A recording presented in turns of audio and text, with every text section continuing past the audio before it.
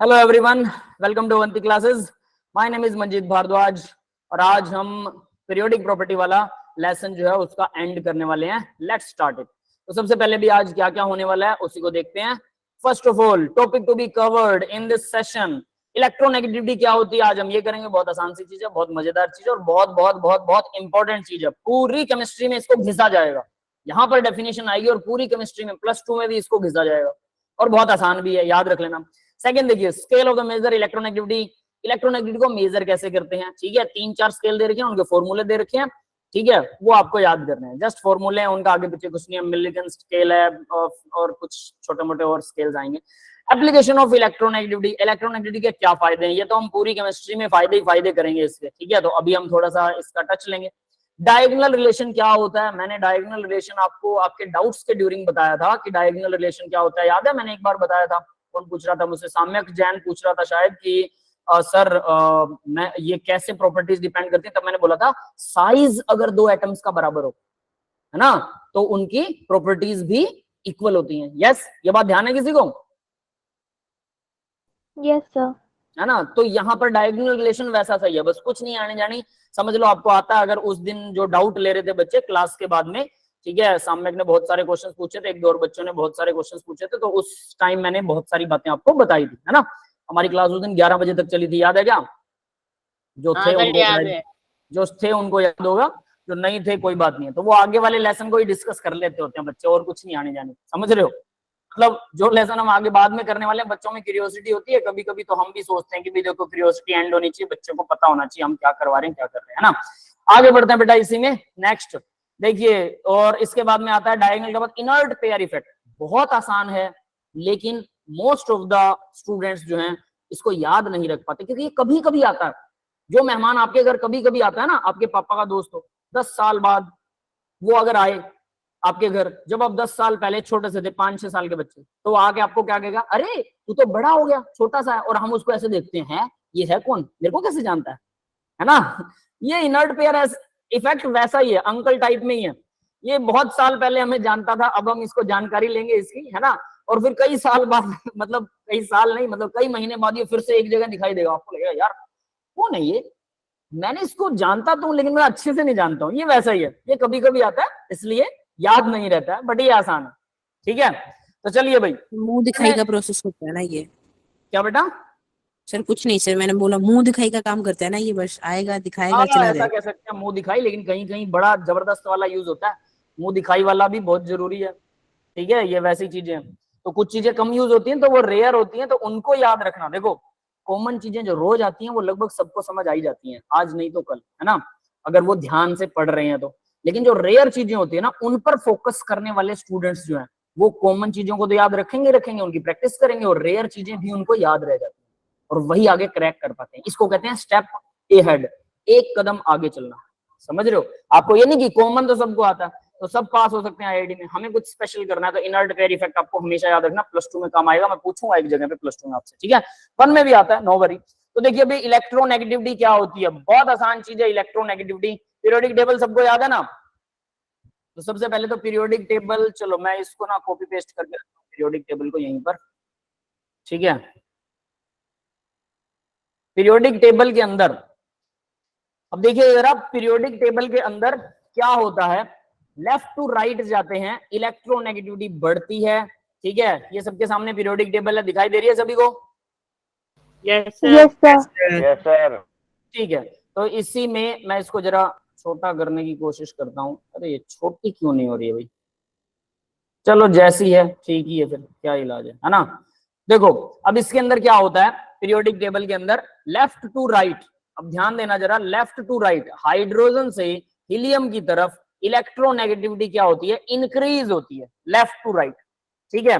सीधा ट्रेंड बताऊंगा, बाद में इसका रीजन बताऊंगा। यानी लिथियम से बेरिलियम की तरफ जाते हैं और फिर नियोन, नियोन इनको छोड़ दो, इनकी तो इलेक्ट्रोनेगेटिविटी 0 होती है, ठीक है, क्योंकि इनको तो हमें लेना ही नहीं है, ये सारी इनर्ट गैसेस हैं, ये रिएक्शन करती नहीं है। हम रिएक्शंस के बारे में बात कर रहे हैं। तो सबसे ज्यादा इलेक्ट्रोनेगेटिविटी लेफ्ट टू राइट अगर जाएंगे तो सबसे ज्यादा इलेक्ट्रोनेगेटिविटी होगी फ्लोरीन की। यस, क्लियर है? Yes sir. यस ठीक है। सर। अब ऊपर से नीचे जाते हैं तो इलेक्ट्रोनेगेटिविटी क्या होती है, घटती है, घटती है। तो मतलब लेफ्ट से राइट बढ़ रही है तो ऊपर से नीचे तो घटेगी, तो राइट में सबसे ऊपर जो है वो उसकी इलेक्ट्रोनेगेटिविटी सबसे ज्यादा, तो फ्लोरीन की इलेक्ट्रोनेगेटिविटी सबसे ज्यादा है। ये बात क्लियर हो गई सबको? Yes sir. फ्लोरीन की इलेक्ट्रोनेगेटिविटी सबसे ज्यादा है। ये जो अभी आपके स्क्रीन के सामने दिखाई दे रहा है, आपको नोट्स में ये पीरियोडिक टेबल नहीं मिलेगी, हम पिछले लेक्चर में कर चुके हैं, याद रख लेना। नोट्स में से मैं इसको उड़ा दूंगा, अभी उड़ा दूंगा, बल्कि ये सिर्फ समझाने के लिए कि आपके सामने, क्योंकि बुक आप लोग शायद ओपन करके रखते नहीं है। ये सबने अपनी बुक में मार्क लगा लिए, जो मैंने मार्क लगा रखे थे, लगाए जी सबने क्या sir. Periodic table? Yes, sir इसी का प्रिंट आउट निकाल लिया सर। प्रिंट आउट निकाला? अरे बेटा बुक में मार्क कर लेते हैं ना, बुक में अच्छी बनी होती है। चलो प्रिंट आउट निकालने की बजाय मार्क करते तो उसका दो फायदे होते। एक तो ये, जो मैं अभी आपसे बात पूछने वाला हूँ वो आपको समझ आ जाती। तो वो कौन सी बात पूछने वाला हूँ जरा ध्यान देना। अगर किसी ने इसको ध्यान से देखा तो ज्यादातर बातें मैंने बता दी थी। ये देखिए जरा, फ्लोरीन दिखाई दे रहा है सबको? फ्लोरीन, यस सर, 17 उसमें टॉप पे है। फ्लोरीन के पास में 4 लिखा हुआ है, ये मैंने खुद लिखा है, इसलिए पीरियोडिक टेबल का पार्ट नहीं है। फिर उसके बाद ऑक्सीजन के साथ देखो, ऑक्सीजन में 3.5 लिखा हुआ है, नाइट्रोजन में 3 लिखा हुआ है, कार्बन में 2.5 लिखा हुआ है, और फ्लोरीन के नीचे क्लोरीन पर 3.5 लिखा हुआ है। इसका भी 3.5 है, हालांकि क्लोरीन 3.2 है, 5 नहीं है, तो ये मिस प्रिंट कह सकते हैं थोड़ा सा, ठीक है। बट कहीं मैंने 3.5 भी पढ़ा था, 3.2 भी पढ़ा था, अप्रोक्सीमेट इक्वल होता है ऑक्सीजन के, तो मैंने इसको ऐसा मेंशन किया। ये इसकी इलेक्ट्रोनेगेटिविटी है, और इलेक्ट्रोनेगेटिविटी सबसे ज्यादा होती है फ्लोरीन की। पूरी पीरियोडिक टेबल में फ्लोरीन की इलेक्ट्रोनेगेटिविटी सबसे ज्यादा होती है। यस, क्लियर है सबको? सर मैक्सिमम 4 ही होती है।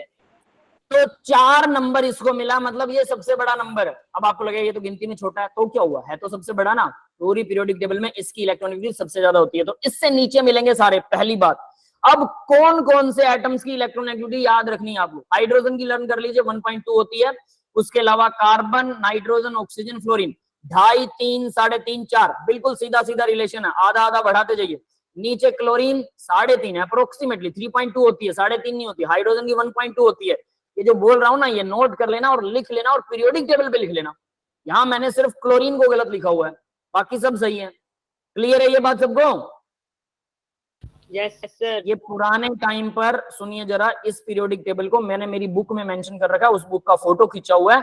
बीएससी सेकंड ईयर की इनऑर्गेनिक केमिस्ट्री की बुक है ये, और उस बुक में मैंने इसको सारे को मार्क किया। मैंने तब इसको सोचा कि पूरी पीरियोडिक टेबल को, इनऑर्गेनिक केमिस्ट्री को एक जगह पे मेंशन कर देता हूं। और पीरियोडिक टेबल जिसको आती है, समझ लेना 50 से 60% इनऑर्गेनिक केमिस्ट्री आती है। आज का जो अभी जो हम लेसन खत्म करने वाले हैं, अगर ये लेसन किसी को आता है तो 50-60% आपकी इनऑर्गेनिक केमिस्ट्री कवर है, सिर्फ इतनी सी बातें जानने में। सोचिए, एक लेसन सिर्फ, और सबसे आसान लेसन है ये। तो यहाँ पर उस टाइम पे मैंने कहीं पढ़ा था कि वो क्लोरीन और ऑक्सीजन की इलेक्ट्रोनेगेटिविटी लगभग सेम होती है, लगभग सेम, तो मैंने इसको 3.5 ही रख दिया। लेकिन बाद में मुझे समझ आया कि वो 3.2 होती है, तो मैंने इसको करेक्ट नहीं किया तब से, बट मुझे याद है, ठीक है, तो मैं आपको करेक्शन बता रहा हूँ। तो ऐसी गलतियां बुक्स में भी होती हैं, you know it very well. तो ये इलेक्ट्रोनेगेटिविटी है भाई, और ये आपको याद करनी है सभी की। अब बताता हूँ इलेक्ट्रोनेगेटिविटी होती क्या है, ठीक है। कल वाला क्वेश्चन भी एक रिवाइज करवाऊंगा। पहले तो मेरे को ये बताओ, कल के अंदर हमने एक चीज की थी, इलेक्ट्रॉन गेन एंथैल्पी। याद है किसी को electron gain enthalpy? Yes sir. याद है। ईजी, इलेक्ट्रॉन गेन एंथैल्पी, उसका एक ऑर्डर था। तो बताओ सबसे ज्यादा इलेक्ट्रॉन गेन एंथैल्पी किसकी होती है? क्लोरीन। Fluorine, Cl। फिर होती है फ्लोरीन, फ्लोरीन पहले नहीं है, उसके बाद में ब्रोमीन, यानी बाकी ऑर्डर सेम है। फिर आयोडीन, है ना, और एस्टेटाइन को हम काउंट ही नहीं करते हैं। तो देखिए जरा, अब ये क्लोरीन की क्यों होती है ज्यादा, जबकि फ्लोरीन की ज्यादा होनी चाहिए। नीचे से ऊपर इलेक्ट्रोनेगेटिविटी क्या होती है, सॉरी इलेक्ट्रोनेगेटिविटी क्या, नीचे से ऊपर इलेक्ट्रॉन गेन एंथैल्पी क्या होती है, बढ़ती है। तो फ्लोरीन की सबसे ज्यादा होनी चाहिए। और नॉन मेटल गेन करती है, तो नॉन मेटल तो सबसे अच्छी फ्लोरीन वाली लाइन है ना। मेटल की इलेक्ट्रोनेगेटिविटी, इलेक्ट्रॉन गेन एंथैल्पी आपको बहुत कम मिलने वाली है, वो तो रिवर्स होती है, वो तो हमें एनर्जी देनी पड़ती है, पॉजिटिव होती है। और इनकी नेगेटिव होती है। नेगेटिव मतलब हमें मिल रही है, याद रखना, नेगेटिव मतलब हमें मिल रही है, पॉजिटिव मतलब हम दे रहे हैं। तो इनकी नेगेटिव होती है, हमें मिलती है, तो सबसे अच्छी होनी चाहिए फ्लोरीन की, बट होती है क्लोरीन की। वाई? ये मैंने कल रीजन समझाया था, बताइए जरा, देखते हैं कितने बच्चे मेरा लेक्चर दोबारा देखते हैं और याद करते हैं। किस किस को याद है? सर मेरे को याद है। बताओ बेटा प्रतीक। सर फ्लोरीन में सर जो इलेक्ट्रॉन होते हैं सर उनकी क्राउडिंग होती है सर, इसलिए इलेक्ट्रॉन रिपल्शन बढ़ जाती है सर। जो इलेक्ट्रॉन है सर वो आसानी से गेन नहीं करने देते, इलेक्ट्रॉन एक दूसरे को रिपेल करते हैं। पर सर क्लोरीन में ना सर उसका साइज थोड़ा बड़ा हो जाता है सर, शेल्स बढ़ जाती हैं सर। अब क्लोरीन में क्राउडिंग नहीं होती है सर, क्राउडिंग नहीं होती तो इलेक्ट्रॉन वो कम रिपेल करता है, इसलिए क्लोरीन में आसानी से एटम Yes. चला जाता है, आसानी से देखिए एक्सेप्ट कर लेता है। सभी इलेक्ट्रॉन, देखो फ्लोरीन जो है ना इलेक्ट्रॉन को खींचती तो क्लोरीन से भी ज्यादा फोर्स से है, जिसको कहते हैं ना छोटा पैकेट बड़ा धमाका। फ्लोरीन का साइज बहुत छोटा होता है लेकिन धमाका बहुत जबरदस्त है, जान बहुत होती है फ्लोरीन में, फुल जान। इलेक्ट्रॉन को लेने के लिए तड़पता है फ्लोरीन, लेकिन फ्लोरीन में एक प्रॉब्लम है, इसका साइज बहुत छोटा होता है, जिसकी वजह से इलेक्ट्रॉन लेने के बाद जितनी एनर्जी से देनी चाहिए उसकी बजाय दूसरे इलेक्ट्रॉन जो ऑलरेडी फ्लोरीन में है वो उस इलेक्ट्रॉन को रिपेल करने लग जाते हैं। रिपल्शन से एनर्जी बढ़ती है सिस्टम की, तो फ्लोरीन की एनर्जी बढ़ जाती है, तो ये हमें एनर्जी देने की बजाय कुछ एनर्जी खुद रख लेता है। तो इसलिए फ्लोरीन जब हमें एनर्जी देता है तो उतनी एनर्जी डोनेट नहीं करता जितना क्लोरीन करता है। क्लोरीन तो अपना नॉर्मल कर रहा है, उसने कोई स्पेशल नहीं है, वो तो नॉर्मल कर रहा है, लेकिन फ्लोरीन अब नॉर्मल बिहेव दिखाता है क्योंकि फ्लोरीन का साइज बहुत छोटा होता है, तो इलेक्ट्रॉनिक रिपल्शन बढ़ जाती है। Yes, got that point? Yes sir. Yes, sir. अब मैंने इसमें एक बात बोली है, क्या बोला है पता है? कि फ्लोरीन स्ट्रॉन्गली इलेक्ट्रॉन को अपनी तरफ खींचता है, ये मैंने बोला, लेकिन रखना नहीं चाहता। खींच तो बड़ा तगड़े तरीके से रहा है, जानदार है, बट रखना नहीं चाहता। रखना चाहता है बट उतना स्ट्रॉन्गली नहीं जितना क्लोरीन रखना चाहता है। क्लोरीन को कोई दिक्कत नहीं है, फ्लोरीन थोड़ा सा क्लोरीन से कम हो जाता है इस रेट में। क्यों? क्योंकि एनर्जी हमें वो कम देता है। क्यों? क्योंकि रिपल्शन बढ़ जाता है साइज छोटा होने की वजह से। क्लियर है? अब ये जो खींचने की मैंने पावर बताई ना कि फ्लोरीन की खींचने की पावर बहुत स्ट्रॉन्ग होती है, इसी को बोलते हैं व्हाट? इलेक्ट्रोनेगेटिविटी। दैट्स ऑल, इसके अंदर ही है वो। तो वो क्या होती है वो बताता हूं, अब अच्छे से इसकी डेफिनेशन बताता हूं, बस वो याद रखना क्योंकि जनरली डेफिनेशन जो गड़बड़ हो जाती है। HF, सपोज दैट इन्होंने बॉन्ड बना रखा है, कोवेलेंट बॉन्ड है। कोवेलेंट बॉन्ड का मतलब है दोनों एक एक इलेक्ट्रॉन आपस में शेयर करते हैं, उसको बोलते हैं कोवेलेंट बॉन्ड। ठीक है, ये हम 4th लेसन में अच्छे से डिटेल में करेंगे, लेकिन अभी के लिए सिर्फ इतना याद रख लो। ये फ्लोरीन का एक इलेक्ट्रॉन था, लास्ट 9 इलेक्ट्रॉन होते हैं टोटल फ्लोरीन के पास, लेकिन जो सबसे लास्ट वाली शेल होती है वही इलेक्ट्रॉन को शेयर करती है। ये हाइड्रोजन का एक इलेक्ट्रॉन था, दोनों ने आपस में शेयर कर लिया। अब फ्लोरीन हाइड्रोजन के इलेक्ट्रॉन को अपनी तरफ खींच रही है, मतलब ध्यान दीजिएगा यहां पर, मैं इसको फिर से बना रहा हूं। ये कुछ ऐसा सीन होता है, ऐसा, ये ऐसा सीन हो जाता है। अब ये समझ में आ रहा है सबको? मतलब दोनों इलेक्ट्रॉन फ्लोरीन के पास ज्यादा होते हैं एज कंपेयर टू हाइड्रोजन। क्यों? किसी केमिकल बॉन्ड में, अब डेफिनेशन सुन लेना ध्यान से, किसी केमिकल बॉन्ड में जो 2 इलेक्ट्रॉन से मिलकर एक बॉन्ड बनता है, जनरली का मतलब आमतौर पर 2 इलेक्ट्रॉन से एक बॉन्ड बनता है। तो क्या मतलब 3 से बन सकता है? बिल्कुल। कुछ इलेक्ट्रॉन 3 इलेक्ट्रॉन से एक बॉन्ड भी बनता है, कई बार 1 इलेक्ट्रॉन से भी एक बॉन्ड बनता है, ये बात याद रखना। बट वो रेयर होते हैं, रेयर केसेस, एक्सेप्शंस या रेयर केसेस मान लीजिए। और जनरली 2 इलेक्ट्रॉन से एक बॉन्ड बनता है। तो हमने 2 इलेक्ट्रॉन से एक बॉन्ड बनाया और उस बॉन्ड में एक ऐसा होगा जिसे इलेक्ट्रॉन चाहिए। किसे चाहिए? फ्लोरीन को चाहिए, बिल्कुल चाहिए। और एक ऐसा होगा जो इलेक्ट्रॉन डोनेट करने के लिए तैयार बैठा है, जो मेटालिक कैरेक्टर है, थोड़ा मेटल इलेक्ट्रॉन डोनेट करना चाहते हैं, नॉन मेटल एक्सेप्ट करना चाहते हैं। तो नॉन मेटल की एक्सेप्टिंग पावर ज्यादा होती है और डोनेशन पावर होती है मेटल्स की। तो यहाँ हाइड्रोजन ना मेटल है ना नॉन मेटल है, बट ये नॉन मेटल के साथ लगा हुआ है, तो नॉन मेटल यानी फ्लोरीन के साथ, फ्लोरीन तो इलेक्ट्रॉन छीनेगी, तो फ्लोरीन हाइड्रोजन से इसका इलेक्ट्रॉन छीनने की कोशिश करती है। तो छीनने की पावर को किसी केमिकल बॉन्ड में, जो एक केमिकल बॉन्ड में 2 इलेक्ट्रॉन्स होते हैं, उन दोनों इलेक्ट्रॉन्स को अपनी तरफ खींचने की पावर, अब 2 में से एक तो खुद फ्लोरीन का है, तो ऑब्वियस है वो खुद वाले को भी तो खींचेगी ना, और एक हाइड्रोजन का है, तो हम 2 इलेक्ट्रॉन ही बोलते हैं। होता तो एक ही है, दूसरे का तो एक ही है, तो बोला जाएगा 2, एक खुद वाला भी खींच रही है और दूसरे वाला। तो बॉन्ड पेयर में, केमिकल बॉन्ड पेयर में दोनों इलेक्ट्रॉन को अपनी तरफ खींचने की टेंडेंसी जिसकी ज्यादा होती है उसको बोलते हैं, उस प्रॉपर्टी को बोलते हैं tendency to attract the bonded share bonded pair of electron, that is called electronegativity.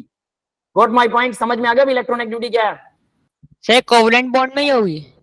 Covalent में होती है। आयनिक में तो क्या होता है, देखो आयनिक बॉन्ड में तो इलेक्ट्रॉन पूरा ही डोनेट हो जाता है, पूरा ही शिफ्ट हो जाता है, वो तो लेना देना ही नहीं बचता, सिर्फ कोवेलेंट के लिए केस में आती है। ठीक है, कोऑर्डिनेट बॉन्ड में भी आती है कुछ हद तक, लेकिन कोवेलेंट जनरली बोला जाता है। कोऑर्डिनेट बॉन्ड कोवेलेंट बॉन्ड का ही छोटा भाई है। ठीक है, तो आप कोवेलेंट बॉन्ड ही बोलिए। अब ये समझ में आ गया भाई? तो ऊपर इलेक्ट्रॉन गेन एंथैल्पी क्या थी?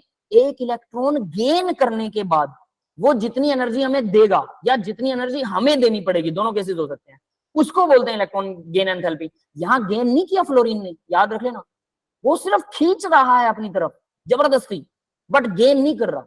तो ये इलेक्ट्रॉन गेन एंथैल्पी से लिंक नहीं रखता, बट लगता ऐसे दोनों लिंक रख रहे हैं। समझ में आ गया? इलेक्ट्रॉन गेन करने की टेंडेंसी, इलेक्ट्रॉन गेन करने पर एनर्जी रिलीज या एनर्जी ऐड को हम बोलते हैं इलेक्ट्रॉन गेन एंथैल्पी, और यहाँ इलेक्ट्रॉन को खींचने की टेंडेंसी। तो देखो फ्लोरीन हमें एनर्जी ज्यादा नहीं देता, अगर उसे इलेक्ट्रॉन मिले तो क्लोरीन ज्यादा देता है, लेकिन यहाँ HF के केस में फ्लोरीन की खींचने की पावर बहुत होती है, बट अगर हाइड्रोजन इसको पूरा इलेक्ट्रॉन दे देना तो ये थोड़ा सा ढीला पड़ जाएगा कि यार नहीं नहीं नहीं मैं नहीं रख सकता। मतलब क्या है कि दूर से तो इसको लग रहा है लड्डू है, खा ले खा ले, जब वो लड्डू इसके पास आता है तो वो कहता है नहीं नहीं नहीं, नहीं मुझे नहीं खाना। फ्लोरीन कुछ ऐसा है, समझ गए? क्लियर है? सर पूरा क्यों नहीं लेगा? अगर उसके पास आएगा तो वो गेन एंथैल्पी की तरह ही उसे अपने पास रख के वो नहीं कर सकता? सेम केस रख सकता है, लेकिन सामने वाला एटम भी तो उसको रखने देना। अब हाइड्रोजन ढीला एटम है, फ्लोरीन को थोड़ा सा इलेक्ट्रॉन उसकी तरफ धकेल देता है कि ठीक है यार तू धक्का मुक्की कर रहा है, जबरदस्ती कर रहा है, वो ना खींच के रखे हुआ है, दे दे मेरे को दे दे। हाइड्रोजन कहता है ठीक है थोड़ा सा रख ले, लेकिन मैं तेरे साथ रहूंगा। हाइड्रोजन छोड़ के चला जाएगा अगर पूरा ले लिया तो H पॉजिटिव आयन अलग ही हो जाएगा, तो HF का मॉलिक्यूल एग्जिस्ट ही नहीं करेगा फिर तो, है ना? बट छोड़ के नहीं जाता, तो HF एग्जिस्ट करता है। अगर ऐसा मॉलिक्यूल एग्जिस्ट कर रहा है तो हाइड्रोजन इसके साथ चिपका हो, थोड़ा सा दे तो देता है बट छोड़ता नहीं है फ्लोरीन को, कहता मैं रहूंगा यहीं पर तू थोड़ा सा ज्यादा खा ले, कोई बात नहीं, भाईचारा निभाते हैं। क्लियर है? Yes sir. सारा गेम भाईचारे का बेटा, ये एटम्स भी आपस में निभाते हैं, हम लोग भी दूसरों के साथ में निभाते हैं भाईचारा। कुछ कुछ लोग कमीने होते हैं ना, हम कहते हैं ना ये मतलबी घटिया आदमी है, फ्लोरीन वैसा ही है। पहले कहता भाई साझेदारी करें, भाई साझेदारी करें, बराबर हिस्सेदारी बराबर हिस्सेदारी बराबर हिस्सेदारी, बुला लेता हाइड्रोजन को। जुड़ने के बाद कहता मैं ज्यादा लूंगा मैं ज्यादा लूंगा। हाइड्रोजन शरीफ आदमी है, कहता कोई नहीं यार तू ले ले जा, थोड़ा सा ज्यादा रख ले। पर हाइड्रोजन इतना भी शरीफ नहीं है कि सारा का सारा दे दे, कहता ना ना ऐसा मैं भी नहीं हूं। तो इसलिए फ्लोरीन को भी टिक के रहना पड़ता है। समझ गए ना? कुछ वैसा सा ही बैलेंस है।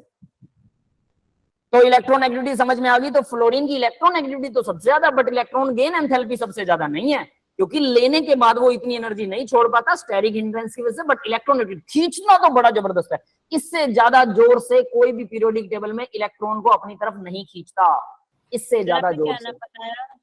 क्या बेटा? अभी आपने नाम बोला कि रीजन की जिसकी वजह से इलेक्ट्रॉन गेन एंथैल्पी में फ्लोरीन ज्यादा से ज्यादा ऊपर नहीं है। सर उसका आपने एक नाम बोला था, अभी बोलते तो क्या बोला था आपने? स्टेरिक हिंड्रेंस या इलेक्ट्रॉनिक रिपल्शन, साइज छोटा होने की वजह से। ठीक है? फ्लोरसेंस। अमन बेटा क्या पूछना चाहते हो? फ्लोरसेंस वो तो लाइट जब चमकती है अलग अलग कलर में, उसको फ्लोरसेंस टाइप में बोलते हैं। ठीक है भाई, ये इलेक्ट्रॉन एक्टिविटी यहां से आपका अब हो चुका है। अब आगे बढ़ते हैं बेटा। इलेक्ट्रॉन एक्टिविटी फ्लोरीन की सबसे ज्यादा, ये अब आपको पता लग गया होगा, है ना? सर Yes, सर एक कोवलेंट बॉन्ड में अगर एक मान लो फ्लोरीन 2 इलेक्ट्रॉन खींचे तो उसकी इलेक्ट्रोनेगेटिविटी हम 2 कहेंगे। एक कोवलेंट बॉन्ड में क्या क्या क्या? जब अगर एक कोवलेंट बॉन्ड है तो और उसमें अगर एक इलेक्ट्रॉन को अपनी तरफ खींचे तो उसकी जितने इलेक्ट्रॉन को खींचे उतने उसके वो कहेंगे इलेक्ट्रोनेगेटिविटी। खींचने की पावर काउंट करते हैं, कितने इलेक्ट्रॉन को खींच रहा है इसका कोई मतलब नहीं है। ये तो मैं ये बता रहा था कि कोवलेंट बॉन्ड में 2 इलेक्ट्रॉन होते हैं, एक उस एटम का एक दूसरे का, दोनों का एक एक होता है। तो दोनों को, खुद वाले को तो खींचेगा जो खींच रहा है, बट माना जाता है, हम बोलने में आता है जस्ट फॉर सेइंग कि दोनों इलेक्ट्रॉन को किसी केमिकल बॉन्ड में जो दोनों इलेक्ट्रॉन शेयर्ड होते हैं, दोनों को अपनी तरफ जो खींच रहा है, ज्यादा खींच रहा है वो ज्यादा इलेक्ट्रॉन नेगेटिव है, जो कम खींच रहा है वो कम इलेक्ट्रॉन नेगेटिव है। मेटल्स जो है वो इलेक्ट्रोपॉजिटिव होते हैं, इलेक्ट्रॉन डोनेट करना चाहते हैं। नॉन मेटल इलेक्ट्रॉन नेगेटिव होते हैं, इलेक्ट्रॉन छीनना चाहते हैं। और सबसे ज्यादा इलेक्ट्रॉन नेगेटिव होता है fluorine. That is the thing. Yes, clear है? Yes sir. Yes sir. ठीक है, तो अब देखिए जरा पीरियोडिक टेबल में यहां से गायब कर रहा हूं भाई। सर इलेक्ट्रोनेगेटिविटी में यही होता है ना कि जैसे जैसे मतलब नीचे से ऊपर जब आते तो वो बढ़ती है, और इलेक्ट्रोपॉजिटिविटी का होता है ऊपर से नीचे जब जाते तो वो बढ़ती है, वाइस वर्सा चलता है दोनों में। हाँ, ऐसा कह सकते हो, इलेक्ट्रॉन एक्टिविटी बढ़ेगी घटेगी वो उसी हिसाब से, वैसा आप कह सकते हो, नो वरी। ठीक है, आपके पीरियोडिक टेबल को जब आके खोल के देखा तब मेरे को ये पता लगा। हाँ, तो अब आपको ये समझ में आ गया होगा कि इलेक्ट्रॉन एक्टिविटी कैसे फ्लो करती है। तो लेफ्ट टू राइट इंक्रीज होगी, नीचे से ऊपर इंक्रीज होगी इलेक्ट्रॉन एक्टिविटी। तो देखो भी electron activity element is qualitative measure of the ability of the atom to attract the shared pair of the electron toward itself in a covalently bonded chemical compound. Example HCl H2. HCl का मैंने बता दिया, HCl में तो सीधा सीधा chlorine, HF का बताया तो क्लोरीन ही ज्यादा इलेक्ट्रोनेगेटिव है हाइड्रोजन से, तो दोनों इलेक्ट्रॉन क्लोरीन के पास ज्यादा होंगे। तो इसके पास अगर 2 इलेक्ट्रॉन ज्यादा है, मतलब इसका हाइड्रोजन वाला इलेक्ट्रॉन क्लोरीन ने छीन रखा, तो इसमें स्लाइटली नेगेटिव आएगा कि नहीं आएगा? Yes sir. और ये स्लाइटली पॉजिटिव हो जाएगा, ये स्लाइटली डेल्टा भी बोलते हैं इसे, ऐसा एस, ऐसा वाला एस होता है स्लाइटली या डेल्टा। यस बेटा, सबको क्लियर हो गया? Yes sir. तो देखो कोई भी अगर 2 सेम एटम है, सेम एटम, बताओ किसकी इलेक्ट्रोनेगेटिविटी ज्यादा है? दोनों की सेम है, तो दोनों में से कौन छीनेगा? दोनों बराबर छीनेंगे, बराबर छीनेगा तो रिजल्ट क्या आएगा? रिजल्ट आएगा 0। What my point? Yes yes sir. Sir. Noted. तो इसके अंदर किसी पे पॉजिटिव नहीं है, किसी पे नेगेटिव नहीं है, क्लियर है? लेकिन अगर दोनों अलग एटम है, चाहे कोई भी हो, दोनों अलग एटम होने चाहिए। तो यहां पर मान लीजिए कि हमने हाइड्रोजन को जोड़ दिया फ्लोरीन से, तो फ्लोरीन ज्यादा इलेक्ट्रोनेगेटिव है हाइड्रोजन के मुकाबले, वैसे तो ये सबसे ज्यादा है, तो ये आएगा स्लाइटली नेगेटिव, ये आएगा स्लाइटली पॉजिटिव, थोड़ा सा नेगेटिव थोड़ा सा पॉजिटिव। HCl के केस में देखें स्लाइटली नेगेटिव स्लाइटली पॉजिटिव। ऐसे मॉलिक्यूल्स, अब याद रखना एक और डेफिनेशन बता रहा हूं, ऐसे मॉलिक्यूल्स जिनके ऊपर 2 अलग अलग चार्जेस होते हैं, थोड़े थोड़े स्लाइटली, या कंप्लीट भी हो, कोई चक्कर नहीं है, कंप्लीट पॉजिटिव कंप्लीट नेगेटिव और एक दूसरे से चिपके हुए हैं, ऐसे मॉलिक्यूल्स में 2 पोल बन जाते हैं, एक नेगेटिव पोल एक पॉजिटिव पोल बन रहे हैं दोनों, इनको बोलते हैं डाइपोलर, या सिंपली बोल देते हैं पोलर मॉलिक्यूल। तो पोलर मॉलिक्यूल कौन से होते हैं भाई?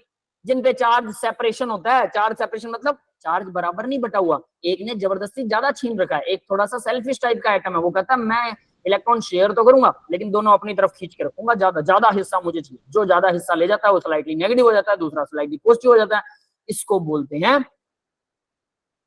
Polar molecule. क्लियर है भाई? तो पोलर और नॉन पोलर मॉलिक्यूल का समझ में आ गया सबको? सर आ Yes, गया। बेटा, है ना? तो अब आपको पोलर और नॉन पोलर मॉलिक्यूल समझ में आ गए होंगे। यहां से हमें 2 चीजें ये भी कंफर्म होगी। तो हाइड्रोजन जैसे मॉलिक्यूल्स के अंदर तो भैया नॉन पोलर होते हैं। हाँ बेटा, सर पोलर वाला एक और बात बता देना। पोलर वाला देखो, जैसे HF है, सिंपल एग्जांपल लेते हैं, फ्लोरीन ज्यादा इलेक्ट्रोनेगेटिव है, तो दोनों इलेक्ट्रॉन फ्लोरीन के पास ज्यादा है, तो इसका मतलब फ्लोरीन के पास नेगेटिव चार्ज है थोड़ा सा, हाइड्रोजन पर थोड़ा सा पॉजिटिव है। तो क्योंकि इसमें 2 पोल बन गए, पॉजिटिव पोल नेगेटिव पोल, तो इसको बोलते हैं पोलर मॉलिक्यूल। बस सिंपल, ये मॉलिक्यूल पोलर कहलाएगा, इसमें 2 अलग अलग पोल है इसलिए पोलर है। क्लियर है बेटा? Yes sir. है ना? ठीक है, ठीक है। अब आगे बढ़ते हैं जरा। अभी देखो, when the bond of the form HF in the electrons में मेंट मिडल बाउंड, पता नहीं क्या क्या बकवास कर रखे। Tendency to fluorine attract electron, fluorine electron को अट्रैक्ट करे, electrons are closer to fluorine. क्या बेटा? मुझे आवाज सुनाई नहीं दे रही। रचना बेटा बोलिए, आपका कोई डाउट है तो। सर कोई कंपाउंड कंप्लीटली नेगेटिव या कंप्लीटली पॉजिटिव हो सकता है? NaCl होता है ना, पूरा कंपाउंड नहीं, NaCl। Na में देखो क्या होता है, Na पॉजिटिव होता है कंप्लीटली और क्लोरीन कंप्लीटली नेगेटिव। आपने 10वीं में पढ़ा होगा ना, आयंस होते हैं, positive Yes, ion negative ion, तो कंप्लीट पॉजिटिव कंप्लीट नेगेटिव भी हो सकता है, बट कोवैलेंट बॉन्ड में कंप्लीट पॉजिटिव नेगेटिव नहीं होता, उसमें स्लाइटली पॉजिटिव नेगेटिव हो सकता है या न्यूट्रल होता है। Neutral, Okay, sir. Neutral molecule को बोलते हैं नॉन पोलर, इसमें कोई पोल नहीं है, पॉजिटिव नेगेटिव नहीं है।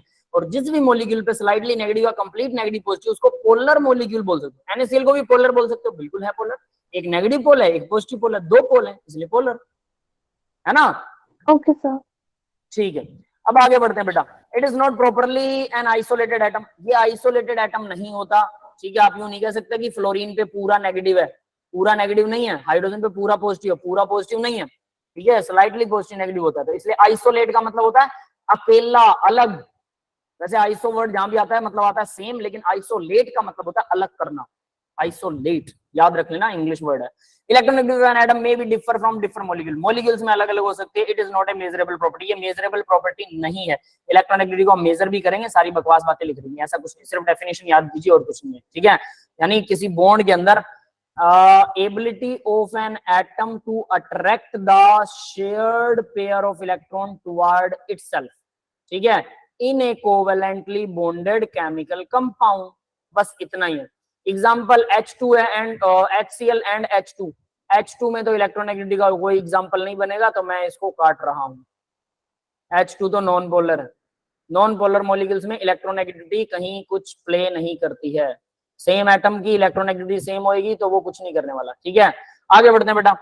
Even though it is not the measurable quantity, number of numerical scales are electronegativity, तो बहुत सारे, भले ही ये मेजरेबल नहीं है लेकिन फिर भी हमने कुछ तुक्के से बना के अपना कुछ सिस्टम बना रखा है। तो देखो कौन कौन से स्केल है, वो हमने बोला था इलेक्ट्रोनेगेटिविटी को मेजर के scale, Pauling scale, Mulliken Jaffe scale और एल्फ्रेड रोकोव स्केल।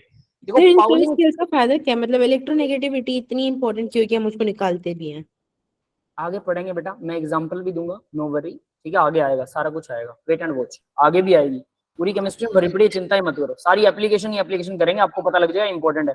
ठीक है, तो अभी देखिए जरा। सर हाँ बेटा, सर इलेक्ट्रोनेगेटिविटी का जो ऑर्डर है वो इलेक्ट्रॉन गेन एंथैल्पी के तरह ही रहेगा, बस फ्लोरीन आगे चला जाएगा, सेम रहेगा ऑर्डर। इलेक्ट्रॉन गेन एंथैल्पी की तरह नहीं रहेगा ना, इलेक्ट्रॉन गेन एंथैल्पी तो क्लोरीन की ज्यादा है, फ्लोरीन की नहीं है। इलेक्ट्रॉन गेन करने के बाद वो उसको कितना अपने पास रखना चाहता है। एक होता है ना, एक बंदे को सिर्फ अर्ज होती है, अर्ज मतलब इच्छा, जबरदस्त अर्ज है, फ्लोरीन चाहता मैं इलेक्ट्रॉन छीनूं, बट जैसे इलेक्ट्रॉन उसके मकान में आता है वो कहता नहीं नहीं नहीं मैं नहीं रखता इसको, छीनना तो चाहता बट रखना नहीं चाहता। इलेक्ट्रॉन गेन एंथैल्पी का मतलब वो रखना चाहता है, वो रखने के बाद कैसा बिहेव करता है। तो इलेक्ट्रॉन गेन मतलब इलेक्ट्रॉन गेन कर लिया, उसके बाद वो बिहेव कैसा करेगा, हमें एनर्जी देगा कि नहीं देगा, कितनी देगा, अगर देगा। क्लोरीन हमें ज्यादा एनर्जी देता है, फ्लोरीन कम देता है। ठीक है, और इलेक्ट्रोनेगेटिविटी मतलब सिर्फ खींच रहा है, जोर लगा रखा पूरा, दे दे भाई दे दे मेरे को दे दे, लेकिन ले नहीं रहा उसे। ठीक है, तो ये डिफरेंस। अब देखो पाउलिंग स्केल पे तो मैंने आपको बता दी, पाउलिंग स्केल आपकी पीरियोडिक टेबल में भी मार्क लगे हुए हैं, उसको याद रख लेना। फ्लोरीन की इलेक्ट्रोनेगेटिविटी होती है 4, फ्लोरीन से पहले क्या होता है, ऑक्सीजन की होती है 3.5। ठीक है, ऑक्सीजन से पहले क्या आता है भाई,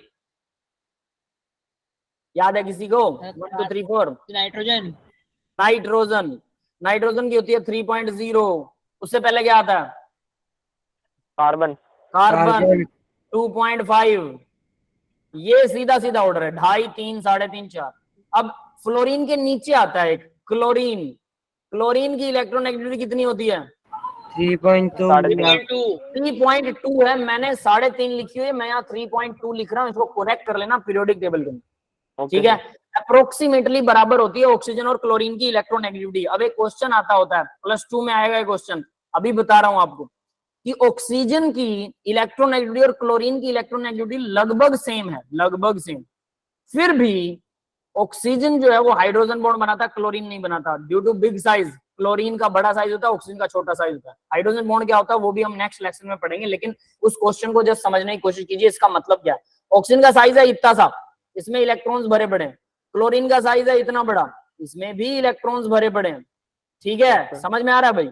अब देखो यस इसकी पावर कितनी है, 3.5 फोर्स है, 3.5 की फोर्स लगा रहा है। डिफरेंस देखो, नजदीकी से, ये भी 3.5 ही मान लो इसको एक बार के लिए, 3.5 ही फोर्स ये लगा रहा है। ठीक है, और ये लगा रहा है इतना दूर से। अब बताओ जोर किसमें ज्यादा लगेगा, जो जितना ज्यादा पास होगा उतना ज्यादा जोर लगाएगा ना। यस सर, इसलिए ऑक्सीजन की इलेक्ट्रोनेगेटिविटी और क्लोरीन की इलेक्ट्रोनेगेटिविटी सेम होते हुए भी जोर किसमें ज्यादा है, जिसका साइज छोटा है उसके पास आएगा एटम, ज्यादा पास तक आ जाएगा, ज्यादा पास तक आएगा तो ये न्यूक्लियस के जितना ज्यादा पास होगी उसकी फोर्स उतनी ज्यादा बढ़ती जाएगी, है ना। दूर से तो न्यूक्लियस बेचारा अट्रैक्ट करता ही नहीं है, दूर से अगर न्यूक्लियस अट्रैक्ट करता हो तो मैं ऐसे हाथ करूंगा और मैं कहूंगा कि कुर्सी इधर आ जाओ और कुर्सी आ जाएगी, जादू वाला काम, है ना, वैसा तो होता नहीं है। तो ये पास में ही काम करती हैं ये फोर्सेस, तो जितना पास होगा उतना ही बेटर, दैट इज इट। वो फिल्मों में दिखाते हैं ना जादू, ऐसे करके कुर्सी को खींच लेते हैं, ग्रेविटेशन पावर, ऐसा कुछ मैं बनाने की सोच रहा हूँ, थोड़े दिन में बन जाएगा, है ना, अगर हमने सोचा ऐसा कुछ अच्छे तरीके पर। कुछ ये जो अंदर वाली फोर्स है ना, molecular forces, magnetic force, electrostatic force, electricity वाली फोर्स, मैग्नेटिज्म वाली फोर्स, ग्रेविटेशन और न्यूक्लियर फोर्स, ये 4 फोर्स अगर मेरे काबू में आ जाए, सोचो, तो मैं दुनिया को कोलैप्स कर सकता हूँ 1 मिनट में, हम ही राजा होंगे फिर। सही है ना, रिसर्च करो, क्या पता बन जाओ आप राजा। सर अगर आप बना लो तो शेयर कर देना। हाँ जरूर अरे फिर हम अपनी सेना बनाएंगे, टेंशन क्यों ले रहे हो, बड़े वाली सेना, है ना। सर आप राजा बन जाना, हम मंत्री बन जाएंगे। सही है, मंत्रिमंडल में आपको शामिल करेंगे, नो वरी। देखो ऐसा पॉसिबल इतना आसान नहीं है, लेकिन एक चीज पॉसिबल, जो मेरे को लगता है, ठीक है। साइंटिस्टों का अंदाजा है कि हम सन मतलब 50-60-70 साल बाद, 60-70 साल बाद पता नहीं हम लोग रहेंगे कि नहीं रहेंगे, आप लोग शायद रहोगे, है ना। तब तक ना साइंटिस्ट क्या है कि टाइम ट्रेवल सीख जाएंगे, ये साइंटिस्टों का अंदाजा है। यानी अभी 2023 चल रहा है, तो 21वीं सदी तक 21वीं सदी तक साइंटिस्टों का अंदाजा है कि हम टाइम ट्रेवल तक पहुंच जाएंगे। अगर हम टाइम ट्रेवल पे पहुंच गए तो हम बैक आ जाएंगे, अपनी उम्र कम कर सकते हैं, है ना। और देखो सबसे बड़ा फायदा टाइम ट्रेवल का, जैसे ही कोई ट्रेजेडी, अब पता है टाइम ट्रेवल में कि इस सन में इस टाइम पर ट्रेजेडी हुई थी, है ना। जैसे आपको पता है कि 2021 के अंदर क्या आया था, 2020 में कोरोना आया था मार्च में, है ना, लॉकडाउन हुआ था और उस टाइम पर सारे शेयर नीचे गिर गए थे। तो आपको ऑलरेडी पता लग जाएगा ऐसा, तो आप बैक में जाके शेयर मार्केट के अंदर शेयर इन्वेस्ट करके उसका फायदा उठा के अमीर करोड़पति बन सकते हैं।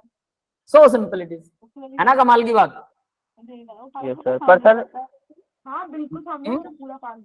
सर टाइम ट्रेवल में तो दिक्कत होगी ना सर, मतलब एक दिक्कत होगी सर, मैंने सर जहाँ पे एकदम मूवी में देखा सर, मार्वल की मूवी में सर, उसमें तो कंसेप्ट ये बता रखा था कि सर अगर तुम पास्ट में जाके कुछ भी चीज चेंज करोगे तो सर उसका ओरिजिनल जो तुम्हारी टाइमलाइन है उससे कोई भी फर्क नहीं पड़ेगा, उसका एक नए ब्रांच बन जाएगी।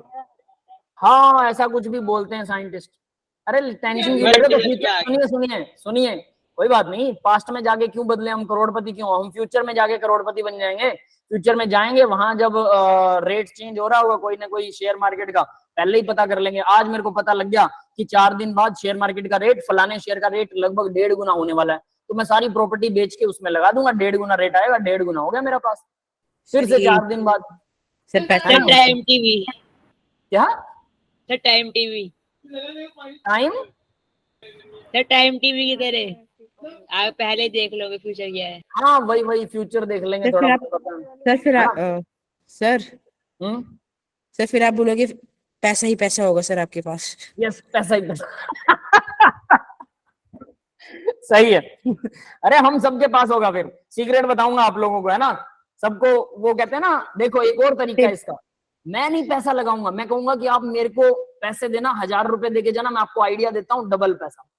क्या बात है ना। सर बोले कि 25 दिन में पैसे ट्रिपल। सर तो नहीं, देखो भाई फ्री में आएगा सब कुछ, है ना। लोग सट्टा लगाते हैं, पता है, ऐसे करके बाबाओं से सट्टा लेके आते हैं, इतना लगा दो उतना लगा दो, और वो डूब जाते हैं। हम तो असली वाली प्योर साइंस से काम करेंगे, लेकिन ये सीक्रेट होना चाहिए भाई, ठीक है। तो कोशिश करते हैं सभी बच्चे टाइम ट्रेवल पे काम करते हैं। साइंस वाकई में सच है, साइंटिफिक है, कोई बोगस नहीं है, कोई बाबाओं वाले मंत्र नहीं है यहाँ पर, किसी का कोई लेना देना झोल जाल नहीं है। अगर आप सच में साइंस से पढ़कर और ये चीज गेट कर लेते हो, और ये बहुत आसान है, याद रखना, टाइम ट्रेवल बहुत आसान है। टाइम लैब खोल दिए। देखिए टाइम ट्रेवल बहुत आसान है, शायद मैंने आप लोगों को बताया भी होगा, पता नहीं, मैंने आपकी क्लास में बात की थी, याद है, मैंने बोला था कि आप 10 मीटर चल सकते हैं क्या, 10 मीटर चल सकते हैं, लेकिन उसको आधा करते ही मुझे बताइएगा। तो यानी इन्फिनिटी अंदर घुसी हुई है हमारे, तो हम इनफाइनाइट डिस्टेंस कभी भी कवर कर सकते हैं, कभी भी, लेकिन हमें उसका तरीका नहीं आता थोड़ा सा अच्छे से। तो अगर हम उसके थोड़ा और डिटेल में जाएं, कुछ फोर्सेस को यूज करें, और मुझे लगता है मैग्नेटिज्म और इलेक्ट्रिसिटी ऐसी फोर्सेस हैं जो टाइम ट्रेवल के अंदर हेल्प करती है, ठीक है। मुझे काफी बार इसकी ना फीलिंग होती है, I am not sure, quite sure about this, मुझे इसकी नॉलेज भी नहीं है, बट मुझे इसकी काफी बार फीलिंग होती है। और आप जैसे यंगस्टर्स ही होते हैं जो फ्यूचर में जाके शायद किसी को मेरी बात बहुत अच्छी लगे, उसके दिमाग में रह जाए, और वो कभी गलती से ऐसा कुछ कर रहा हो और उसको वो फीलिंग आ जाए, तो हो सकता है कि वो टाइम ट्रेवल कर दे, समझ रहे हो मेरी बात। तो वो टाइम ट्रेवल के लिए कुछ बना दे, या कुछ उसको ऐसा चीज मिल जाए, और आप ही लोग आगे जाके कोई साइंटिस्ट बनेगा, कोई बिजनेसमैन बनेगा। देश का भविष्य तो यंगस्टर्स होते हैं, है ना। तो आप ही लोगों में से तो कल को कमान संभालनी, यूं तो है नहीं कि हम लोग जो आज काम कर रहे हैं, आज से 20-30 साल बाद हमारा काम तो बंद हो जाएगा, आप लोगों का काम शुरू होगा ना। आप लोग उस कमान को संभालोगे, पूरे देश को आप ही लोग तो संभालोगे, उसमें कोई छोटा भी होगा, कोई बड़ा भी होगा, सब तरह के लोगों में, कोई साइंटिस्ट भी होगा। शायद कोई आइडिया बन जाए, और शायद कोई आप लोगों में से टाइम ट्रेवल सीख जाए, तो मेरे को बता देना, ठीक है। चलिए अब आगे बढ़ते हैं बेटा। एक मिनट, कुछ गड़बड़ हो गया क्या? अरे ठीक है, चल गया। तो आगे बढ़ते हैं अब जरा, ठीक है। तो इस तरह से वर्क करती हैं अभी ये चीजें। तो आपको ये याद रखना है कि ऑक्सीजन और क्लोरीन लगभग सेम होती हैं। और एक रह गया हाइड्रोजन। हाइड्रोजन की इलेक्ट्रोनेगेटिविटी थी 1.2। याद रखिएगा, इन्हीं की याद रखनी है, बस इतने से ही एलिमेंट्स हैं और मैंने पीरियोडिक टेबल में लगभग सबके बारे में लिख रखा, बस क्लोरीन का गलत है थोड़ा सा और हाइड्रोजन का शायद मेंशन नहीं है, उसको ध्यान से पढ़ना। और पाउलिंग स्केल पर है सब कुछ। उसके बाद मुल्लिगन जैकब स्केल है, जेफ स्केल और अल्फ्रेड रोकब स्केल है। तो पहले पाउलिंग स्केल पढ़ते हैं, पाउलिंग स्केल पे कैसे इसको डिटरमाइन करते हैं। तो देखो इसने बोला है, पाउलिंग ने 1922 के अंदर आर्बिट्री असाइंड ए वैल्यू। आर्बिट्री का मतलब ऐसे ही अपनी तरफ से कोई भी वैल्यू दे दी और वो 4 दी फ्लोरीन को। The element considered to be the highest electronegativity, और यही एलिमेंट है जो हाईएस्ट इलेक्ट्रोनेगेटिविटी रखता है। ठीक है, इसके बाद में आगे बढ़ते हैं बेटा। Pauling developed a method to calculating the relative electronegativity of most of the elements। तो इसने ज्यादातर को निकाल लिया था, जैसे A माइनस बी, ए की इलेक्ट्रोनेगेटिविटी माइनस बी की इलेक्ट्रोनेगेटिविटी इक्वल होती है 0.208 मल्टीप्लाई में electronegativity A minus B, electronegativity of A, electronegativity of B और उसकी पावर 0.5, ठीक है, और उसकी भी पावर 0.5 इन किलो कैलोरी पर मोल यूनिट। ऐसा कोई फॉर्मूला है जिसके बेस पर पाउलिंग ने इसको डिफाइन किया था। ठीक है, जस्ट ये फॉर्मूला आपको याद रखना, कोई आनी जानी नहीं इसमें, क्लियर है ना। लेकिन याद रखना इसके ऊपर कई बार न्यूमेरिकल आता है, न्यूमेरिकल आता है इसके ऊपर, इसलिए याद रखना। ठीक है, आगे बढ़ते हैं बेटा। नेक्स्ट देखिए, अब इसमें कौन कौन सी चीजें क्या क्या वो बता रखे इसने। ए और B, A minus B equal होता है 0.208 into under root delta enthalpy होती है। डेल्टा का मतलब है यहाँ पर हम इसको डेल्टा लिख सकते हैं, डेल्टा का मतलब ई ए बी की इलेक्ट्रोनेगेटिविटी का डिफरेंस, ए का इलेक्ट्रोनेगेटिविटी का डिफरेंस, बी का 0.5 इसकी पावर है सिंपली। अब ए और बी का मतलब है यहाँ इलेक्ट्रोनेगेटिविटी नहीं है, सॉरी इलेक्ट्रोनेगेटिविटी डिफरेंस तो नेक्स्ट में आएगा, सॉरी भाई, ये है A B bond energy of A, bond energy of B. ठीक है, ए बी का मतलब है ए की बॉन्ड एनर्जी में से बी की बॉन्ड एनर्जी को माइनस कर दो। ए का मतलब है bond energy of A bond, ये ध्यान रखना, ये इनके मीनिंग्स बता रखे हैं। और बी का मतलब bond energy of B bond. तो ए बॉन्ड की बॉन्ड एनर्जी मल्टीप्लाई में बी बॉन्ड की बॉन्ड एनर्जी, उसकी पावर 1.5।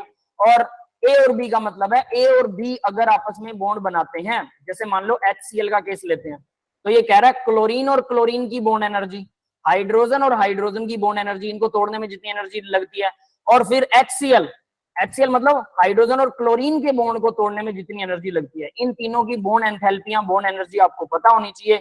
वो तो ए बी मतलब HCl, ए मतलब क्लोरीन, बी मतलब हाइड्रोजन और इसकी पावर 0.5, और यहाँ पर ए माइनस बी इनकी इलेक्ट्रोनेगेटिविटी का डिफरेंस आ जाएगा अगर ये करते हो तो। ये जाई जहां लगा हुआ है एक्स जैसा सिंबल, जाई बोलते हैं इसे, दाई बोलते हैं, जो भी बोलते हैं, तो electronegativity of A, electronegativity of B. ठीक है, इलेक्ट्रोनेगेटिविटी ऑफ ए और ये ए यहाँ बी आएगा। ठीक है, electronegativity of B, that's it. समझ में आ गया भाई, जस्ट फॉर्मूला आपको याद करना है। सर एक क्वेश्चन पूछना है सर, इसमें लिखा है बॉन्ड एनर्जी, अगर सर अलग अलग एलिमेंट है, लाइक नाइट्रोजन ट्रिपल बॉन्ड बना रहा है, कोई अदर एलिमेंट सिंगल बॉन्ड बना रहा है, डबल बॉन्ड बना रहा है, सर उनके तीनों बॉन्ड टूटने की देखना है, फिर एक सिंगल बॉन्ड टूटने की एनर्जी लेनी है? एवरेज लेंगे, एवरेज तीनों का एवरेज, वो सिंगल वाले की सिंगल ले लेंगे, सिंगल की सिंगल है, डबल वाले के दोनों बॉन्ड तोड़ने पर जो टोटल एनर्जी आएगी।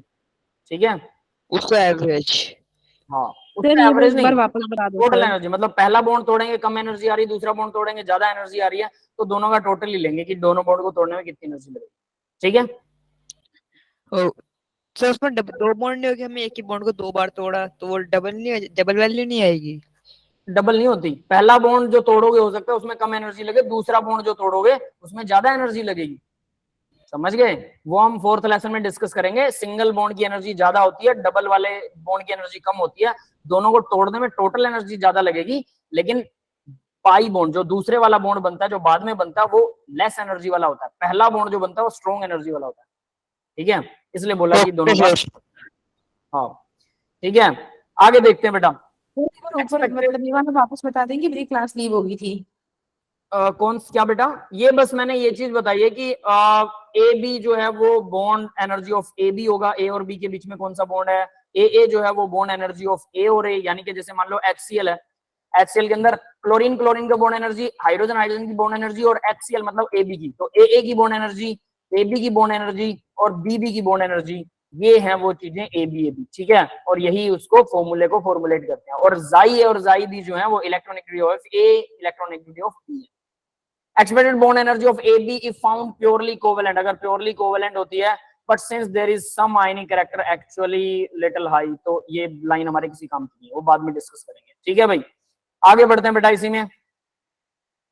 नेक्स्ट पॉइंट देखिए जरा, मुल्लिगन स्केल। मुल्लिगन जेफ स्केल क्या कहता है? इसने भी एक डेवलप किया था आइडिया, लेकिन हम सबसे ज्यादा पाउलिंग स्केल को यूज करते हैं। जो मैंने लिखवाया है वही याद करनी। इलेक्ट्रोनेगेटिविटी 4 है, 3.5 है, 3 है, 2.5 है ना, 1.2 है हाइड्रोजन की, 3.2 है क्लोरीन की। तो देखो फिर भी इनका इन्होंने दे रखा, तो आपको याद रखना पड़ेगा। Electronegativity is taken as the arithmetic, ये मैथमेटिकली निकाला इसने, arithmetic mean of ionisation energy and electron gain enthalpy. इन दोनों का अर्थमेटिक मीन, मैथमेटिकली कोई मीन निकालते हैं, ठीक है, कोई एवरेज निकालते हैं आयोनाइजेशन एनर्जी और इलेक्ट्रॉन गेन एंथैल्पी का, और उसको both expressed in electron volt per atom, दोनों को इलेक्ट्रॉन वोल्ट में एक्सप्रेस करते हैं, एनर्जी में, जूल में नहीं, इलेक्ट्रॉन वोल्ट में, ठीक है। इलेक्ट्रॉन वोल्ट भी एनर्जी का ही सिंबल होता है, और उसमें कितना होता है भाई, एक इलेक्ट्रॉन वोल्ट में कितनी एनर्जी होती है, कितने जूल होते हैं? 1.6 × 10⁻⁻⁹ जूल, जो चार्ज होता है इलेक्ट्रॉन पर। यस, क्लियर है? Yes sir. ठीक है, आगे बढ़ते हैं बेटा। इलेक्ट्रोनेगेटिविटी तो कैसे डिफाइन करते हैं भाई, इसका फॉर्मूला दे रखा है, ionization energy, electron gain energy, electron affinity कह लो, ठीक है, इलेक्ट्रॉन एफिनिटी और आयोनाइजेशन एनर्जी दोनों का प्लस डिवाइड में 2। ये सबसे सिंपल फॉर्मूला है, बट ये यूज में कम आता है, पाउलिंग स्केल वाला ही यूज होता है। तो इलेक्ट्रोनेगेटिविटी जो है, इलेक्ट्रोनेगेटिविटी को 2.8 से अगर आप डिवाइड कर देते हो, इलेक्ट्रोनेगेटिविटी बाय पाउलिंग स्केल, तो इसकी जो इलेक्ट्रोनेगेटिविटी है, मुल्लिगन स्केल की इलेक्ट्रोनेगेटिविटी को 2.8 से डिवाइड कर दीजिए। 2.8 से अगर डिवाइड कर देते हैं तो वो क्या हो जाएगी, वो इलेक्ट्रोनेगेटिविटी बन जाएगी बाय पाउलिंग स्केल। समझ में आया भाई? अच्छा, तो मतलब हम ये भी तो कर सकते हैं कि मेलिकन स्केल से हम पहले निकाल दे उसको, फिर 2.8 से डिवाइड कर दे। डिवाइड कर सकते हो, बिल्कुल कर सकते हो, ठीक है, लेकिन आपको आयोनाइजेशन एनर्जी और इलेक्ट्रॉन एफिनिटी ना दी हो तो, सिर्फ बॉन्ड एनर्जी दे रखी हो तो कहाँ जाओगे? सर अब आप टीएनसी सही अप्लाई बात करो है। सर, ये गलत बात है। तो ऐसा ही होगा बेटा, ये लोग ऐसा ही करते हैं, है ना।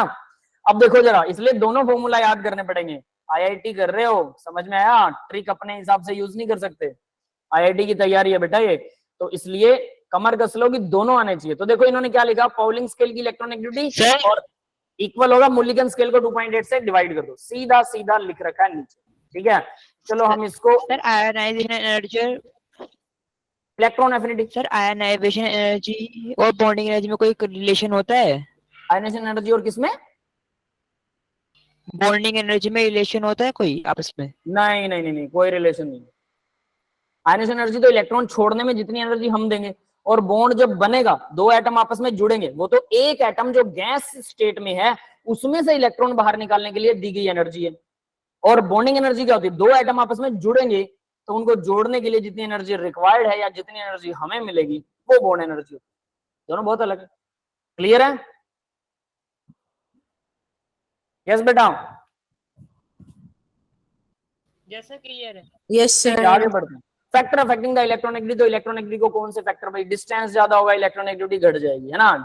Distance between the nucleus and the valence shell of electron increases, the force of attraction between nucleus and valence shell decreases, है ना, इलेक्ट्रोनेगेटिविटी वैल्यू डिक्रीजेस। तो डिस्टेंस इंक्रीज होता है, डिस्टेंस बढ़ेगा, यहाँ इंक्रीज लिख देता हूँ, कहाँ इंक्रीज लिखा होगा, ये रहा, इंक्रीजेस, इलेक्ट्रोनेगेटिविटी वैल्यू डिक्रीजेस, बस सीधा मार्क कर रहा हूं। जेड इफेक्टिव, न्यूक्लियर चार्ज या न्यूक्लियस की अट्रैक्शन फोर्स, जेड इफेक्टिव मतलब न्यूक्लियस जिस अट्रैक्शन फोर्स से अट्रैक्ट कर रहा है, जेड इफेक्टिव बढ़ेगा, ठीक है, तो क्या होगा, इलेक्ट्रोनेगेटिविटी भी बढ़ेगी, क्योंकि इलेक्ट्रॉन को न्यूक्लियस ही तो अट्रैक्ट कर रहा है, और उसकी पावर बढ़ेगी तो इलेक्ट्रोनेगेटिविटी बढ़ेगी। तीसरा देखो, पॉजिटिव चार्ज इंक्रीज होता है या नेगेटिव चार्ज डिक्रीज होता है, एक ही बात है। अगर किसी एटम पर पॉजिटिव चार्ज बढ़ रहा है, यानी उसके इलेक्ट्रॉन मैंने बाहर निकाल लिए, तो वो भाई बहुत जबरदस्त तरीके से अर्ज करेगा कि उसको इलेक्ट्रॉन दिए जाएं, वो खींचेगा इलेक्ट्रॉन्स को बड़े जबरदस्त तरीके से, ठीक है। तो अगर वो ऐसा करता है तो डेफिनेटली वो भी क्या करेगा, इलेक्ट्रोनेगेटिविटी बढ़ जाएगी। या फिर नेगेटिव चार्ज को कम कर दो, नेगेटिव चार्ज कम हो गया तो उसके न्यूक्लियस की फोर्स बढ़ जाएगी, जिससे इलेक्ट्रोनेगेटिविटी बढ़ेगी। यस, क्लियर है, सिंपल वैल्यूज हैं, कुछ खास नहीं है। इलेक्ट्रोनेगेटिविटी ट्रेंड देखो, अब ये हमारे लिए इंपॉर्टेंट चीज, ट्रेंड ऊपर से नीचे क्या होता है मैं आपको बता चुका हूँ, लेफ्ट टू राइट इलेक्ट्रोनेगेटिविटी बढ़ती है और ऊपर से नीचे घटेगी, यानी नीचे से ऊपर बढ़ेगी, इसलिए फ्लोरीन की सबसे ज्यादा, बस रट्टा मारो फ्लोरीन की सबसे ज्यादा, फिर आंसर अपने आप आ जाएगा, है ना, बाकी सबकी घटेगी। तो an increase in electronegativity accomplished by the decrease in the atomic radius across the period left to right, तो ये हम बात कर चुके हैं। Decrease in the electronegativity accomplished by the increase in the atomic number down to the group electronegativity value across the period, यहाँ पर across the period इन्होंने सीधा सीधा वैल्यूज दिखा रखी है, देख लो भाई सीधा स्क्रीन के ऊपर। लिथियम, बेरिलियम, बोरोन, लिथियम का 1 होता है, बेरिलियम 1.5, बोरोन 2, कार्बन 2.5, 3, 3.5, 4, सारे आधा आधा घट रहे हैं, देख लो 1 से लेकर और 1.5 और सब के सब। मैंने सिर्फ आपको कार्बन तक याद करने के लिए बोला है, आप बोरोन भी याद कर सकते हो, बेरिलियम भी, लिथियम भी, क्योंकि सब 0.5 घट रहे हैं। और अगर आपको याद है फ्लोरीन का पाउलिंग स्केल पर, तो सब में से 0.5 घटाते जो सीधी लाइन बन गई। यस बेटा, ये टेबल याद हो सकती है कि नहीं हो सकती? हाँ Yes, सर, हो sir. जाएगी, दिक्कत नहीं। सिर्फ 0.5 घटाना है और 4 याद रखना है, ये तो कोई बड़ी बात नहीं है ना, सिंपल है। तो पूरी टेबल याद रख सकते हो और मेरे हिसाब से याद रखनी चाहिए, पर फिर भी कम से कम ज्यादातर वैल्यूज जो यूज होती हैं वो यही होती है, सिर्फ इतने, बट एटलीस्ट इस सीरीज की तरह याद रख लीजिए। आगे देखिए, फ्लोरीन बता चुका हूं, क्लोरीन 3.0 लिखी है, ये भी गलत है यहाँ, ठीक है, 3.2 होती है। मैंने इसमें बहुत मत्था मारा, क्लोरीन हमेशा गड़बड़ करती है, कहीं ना कहीं इसका कुछ ना कुछ इन्होंने कचरा कर ही रखा होता है, ठीक है। 3.2, ब्रोमीन 2.8 होती है और आयोडीन की कार्बन के बराबर होती है, देख लो कार्बन के बराबर आयोडीन के, बट ये याद रखने की जरूरत नहीं है, हमें सिर्फ ये 2 चाहिए, बाकी नीचे की तरफ घट रही है, सीधी सी बात है, और तो कुछ याद ही नहीं रखना। Non metallic element have strong tendency two electron gain, इनकी इलेक्ट्रोनेगेटिविटी, नॉन मेटल्स की इलेक्ट्रोनेगेटिविटी ज्यादा होती है, मेटल की कम होती है, वो इलेक्ट्रोपॉजिटिव होते हैं। Increase in electronegativity period the accomplished by non metallic property in the element, और ये सब बकवास चीजें हैं, ठीक है। Metal with highest value of electronegativity is gold, ये एक अच्छी चीज है। कौन सी मेटल है जिसकी इलेक्ट्रोनेगेटिविटी सबसे ज्यादा है? मेटल तो इलेक्ट्रोपॉजिटिव होती है ना, तो इसकी इलेक्ट्रोनेगेटिविटी सबसे ज्यादा होती है। कोई मेरे को बताएगा इसकी कितनी इलेक्ट्रोनेगेटिविटी है? चेक करके इंटरनेट पे गोल्ड की इलेक्ट्रोनेगेटिविटी बताइए भाई, एनीवन एल्स? सर 1 होती है, sure? Sir, 2.54. Electronegativity yes sir, 2.54। सब अलग अलग बता रहे हैं, 2.54 आ रही है भाई, 2.54, यस, यानी कार्बन के बराबर। तो हम इसको भी मेंशन करेंगे, ये होती है 2.54 equivalent to carbon. Carbon non metal है और उसके बराबर होता है गोल्ड। गोल्ड इसीलिए चमकता है क्या, वो मतलब प्रॉपर्टी अलग अलग दिखा रहा है ना, देखो ये सारी चीजें अलग अलग होती है सभी में, है ना। यस रचना बेटा बोलिए, आपका क्या डाउट है? सर हाईएस्ट इलेक्ट्रोनेगेटिविटी तो फ्लोरीन की सबसे ज्यादा होती है। मेटल में, मेटल की तो सबकी कम होती है, तो मेटल में सबसे हाईएस्ट, फ्लोरीन तो नॉन मेटल है ना, पूरी पीरियोडिक टेबल में फ्लोरीन है ना, Yes, समझ sir. गए, है ना, दैट इज इट। Yes, ठीक है। sir. अब आगे देखिए, इरेगुलरिटी इन इलेक्ट्रोनाइजेशन, अब ये इरेगुलरिटी भी दिखाता है इलेक्ट्रोनेगेटिविटी ट्रेंड में। अब ये तो रट्टे मारने आपको पता ही है। Group number 13, boron, aluminium, gallium, indium, thallium. Boron, aluminium, gallium, indium, thallium, order तो सीधा लिखा हुआ है, लेकिन सबसे ज्यादा बोरोन की है इलेक्ट्रोनेगेटिविटी, बिल्कुल ऊपर वाले की सबसे ज्यादा होती है, नीचे की तरफ घटती है, एल्यूमिनियम की घट रही है, बट गैलियम की अचानक से बढ़ गई, फिर इंडियम की भी बढ़ गई, फिर टेल्यूरियम की भी बढ़ गई। ये क्या हो रहा है? एल्यूमिनियम भी लाइक गजब बेइज्जती है। क्या बेटा? नहीं सर, एल्यूमिनियम भी लाइक बहुत नाइंसाफी है। एल्यूमिनियम की तो घट रही है, ठीक है, वो मेटल है, वैसे भी वो मेटल है, एल्यूमिनियम की इसलिए भी घट जाती है क्योंकि मेटल है। इसके बाद गैलियम, इंडियम, थैलियम जो है ये नॉन मेटल और मेटलॉइड में आ जाते हैं। इंडियम, थैलियम नहीं, ये नहीं आते, ये सारे नॉन मेटल। तो ये सब के सब नॉन मेटल्स हैं, इस वजह से इनकी एल्यूमिनियम से तो ज्यादा ही मिलेगी, है ना। लेकिन Yes, sir. कमाल ये है, गैलियम से नीचे इंडियम नीचे की तरफ जाते हैं तो इलेक्ट्रोनेगेटिविटी घटती है, तो बढ़ रही है, इसलिए ये इंपॉर्टेंट है ना, याद रख लेना, ये इंपॉर्टेंट ट्रेंड है भाई। सर एक्सेप्शंस है, क्या बेटा? एक्सेप्शंस है। हाँ एक्सेप्शंस हैं, एक्सेप्शन मान सकते हैं, इनके कुछ अपने रीजंस होते हैं, जनरल ट्रेंड को जो फॉलो नहीं करता वो उस हिसाब से वर्क करते हैं। अब देखिए नीचे, फिर ये तो था 13 ग्रुप, 14 ग्रुप तो और भी महान है। कार्बन की सबसे ज्यादा, ठीक है, सबसे ऊपर आता है, ऊपर वाले की ज्यादा होती है, नीचे की तरफ घटती है, तो सिलिकॉन की घट गई, लेकिन silicon, germanium, tin, PB, lead, सबकी क्या है, बराबर है, बराबर है ना, है रट्टा मारने वाली चीज। सर ये ना मैं बता रहा हूँ, केमिस्ट वाले लोगों ने जिस जब पीरियोडिक टेबल बनाया ना, सबसे पहले यही सोचा कि क्या अच्छा जीवन सुखी चल रहा है बच्चों का, कुछ एक्स्ट्रा डाल देते हैं, ये लो। अरे नहीं, असलियत में उनके पास लॉजिक नहीं है बेटा, इसको कहते हैं लिटिल नॉलेज। इसको आप ऐसा समझ रहे हो कि ये आपके लिए एक बर्डन है, मैं कहता हूँ ये आपके लिए अपॉर्चुनिटी है। कैसे पता है, इसमें रिसर्च करो, हम इन्वेंट कर सकते हैं। कोई फॉर्मूला बनाओ ऐसा जिससे ये पता लग आप जाए ये कि कहना ऊपर चाहते हो ना कि हम सारे जितने भी एक्सेप्शन है केमिस्ट्री के, सबको प्रूव करके ये बताए कि एक्सेप्शन ये लॉजिक है। हाँ, और उसका लॉजिक ढूंढो उसमें, बस साइंटिस्ट बन गए। जगह जगह साइंटिस्टों की पोस्टें खाली पड़ी, आप एक्सेप्ट नहीं करना चाहते तो इसमें बेचारी केमिस्ट्री क्या करे, है ना।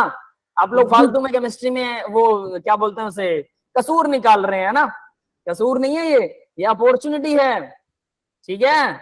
सोचिए, क्या पता आपको आइडिया मिल जाए, idea is no one's monopoly, हमेशा बोलता हूं मैं, क्या पता आइडिया मिल जाए, क्या पता आइडिया मिल जाए, किसी को भी आ सकता है, एक छोटा बच्चा भी रिसर्च कर सकता है, पता है सोचने का तरीका होना चाहिए, बस सोचने का तरीका।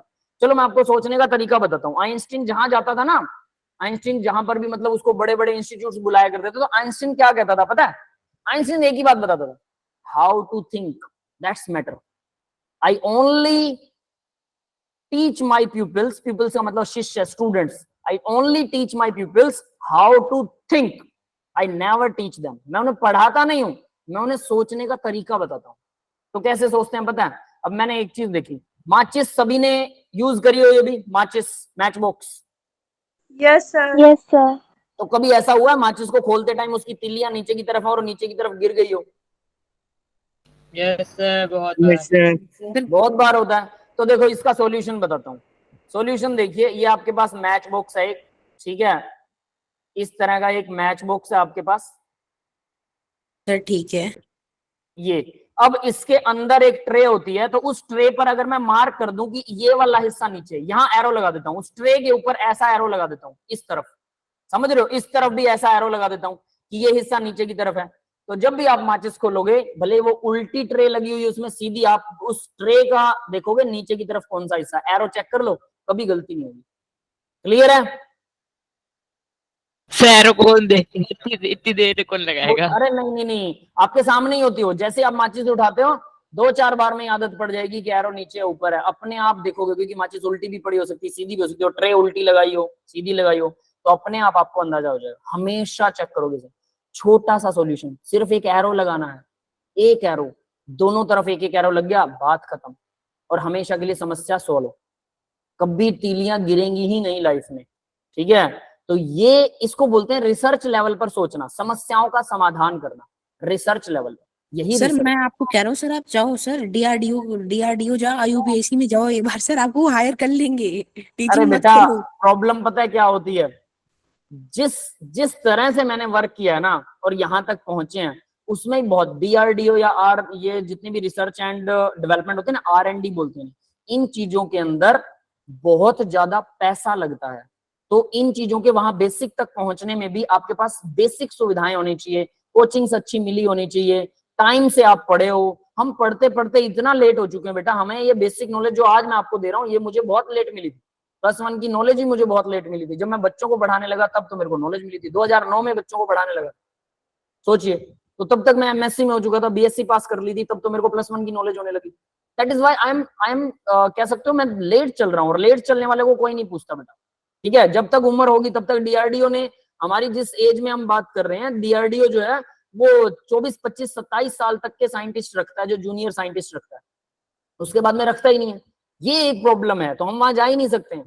हम बाहर बैठे बैठे अपना ओपिनियन दे सकते हैं, कभी उनको समझ में आ गया, कुछ आ गया तो शायद कुछ बात भी बन जाए, क्योंकि ऐसे आइडियाज मैं जनरली मेल वेल करता रहता हूँ। IIT के जो प्रोफेसर है ना, उनको अपने आइडियाज शेयर करते रहता हूँ कि इस चीज पे ऐसे करके ये कर लो। एक छोटा सा आइडिया आपको बताता हूँ रिसर्च लेवल का, टीथ के अंदर सेंसिटिविटी वाले आप लोग ऐड देखते हो, सेंसिटिविटी, सेंसोडाइन लगाओ, सेंसिटिविटी हटाओ। क्यों होती है सेंसिटिविटी, ठंडा गर्म क्यों लगने लग जाता है? इनेमल की लेयर घिसती है, या फ्लोराइड आयन, फ्लोराइड आयन आप +2 में इसका थोड़ा सा डिस्क्रिप्शन पढ़ोगे, एक लाइन आती है एक बुक में, एक लाइन, ठीक है।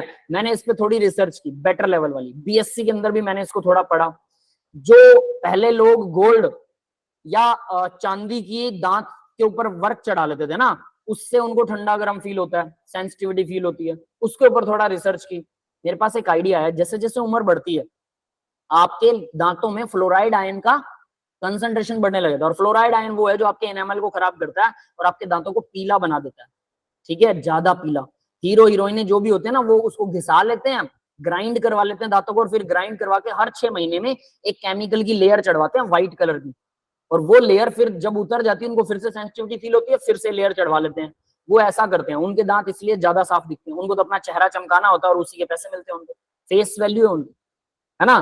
तो उनके साथ बहुत बुरा होता है, वो हर 6 महीने में इलाज करवाते हैं, जितना पैसा कमाते हैं उतना इलाज में गवा देते हैं, वो दवाइयां खाते रहते हैं, सेहत का ध्यान नहीं रखते। बैलेंस रहना बहुत जरूरी लाइफ में, पैसा आए बहुत अच्छी बात है, साथ में लाइफ भी ठीक रहे, पहला सुख निरोगी का। तो मैंने इसके ऊपर कुछ सोचा, ये जनरली, और ये मैं आपको रिसर्च बता रहा हूँ, आप कभी अगर हो सकता है हम ना कर पाए, हमें ऐसा चांस ना मिले क्योंकि हमारी कोई सुनता नहीं है बेटा, लेकिन अगर आप लोग कभी आगे बढ़े और ये कहीं आइडिया आए तो आप ये आइडिया के ऊपर वर्क कर सकते हो बेटा। आप फ्लोराइड आयन की कंसंट्रेशन चेक कीजिएगा टीथ के अंदर या हमारी बॉडी में, कैल्शियम जो हड्डियां हैं हमारी, दांत भी हड्डी होता है, तो उसके अंदर फ्लोराइड आयन की कंसंट्रेशन को चेक कीजिएगा, और फ्लोराइड आयन की कंसंट्रेशन बढ़ी हुई मिलती है हमारी बॉडी में जैसे जैसे एज बढ़ती है। क्यों बढ़ती है उसका रीजन मुझे नहीं पता, बट इतना पता है कि ज्यादातर बड़े लोगों को, मेरे फादर को प्रॉब्लम हो गई थी, ठीक है, तो वो, और देखिए कमाल की बात, जो टूथपेस्ट है ना, टूथपेस्ट, उसमें फ्लोराइड आयन की कंसंट्रेशन होती है, अगर वो भी बढ़ जाएगी तो टूथपेस्ट वो बदलना पड़ेगा, मतलब आप ना पेस्ट लगाना बंद कर दीजिए।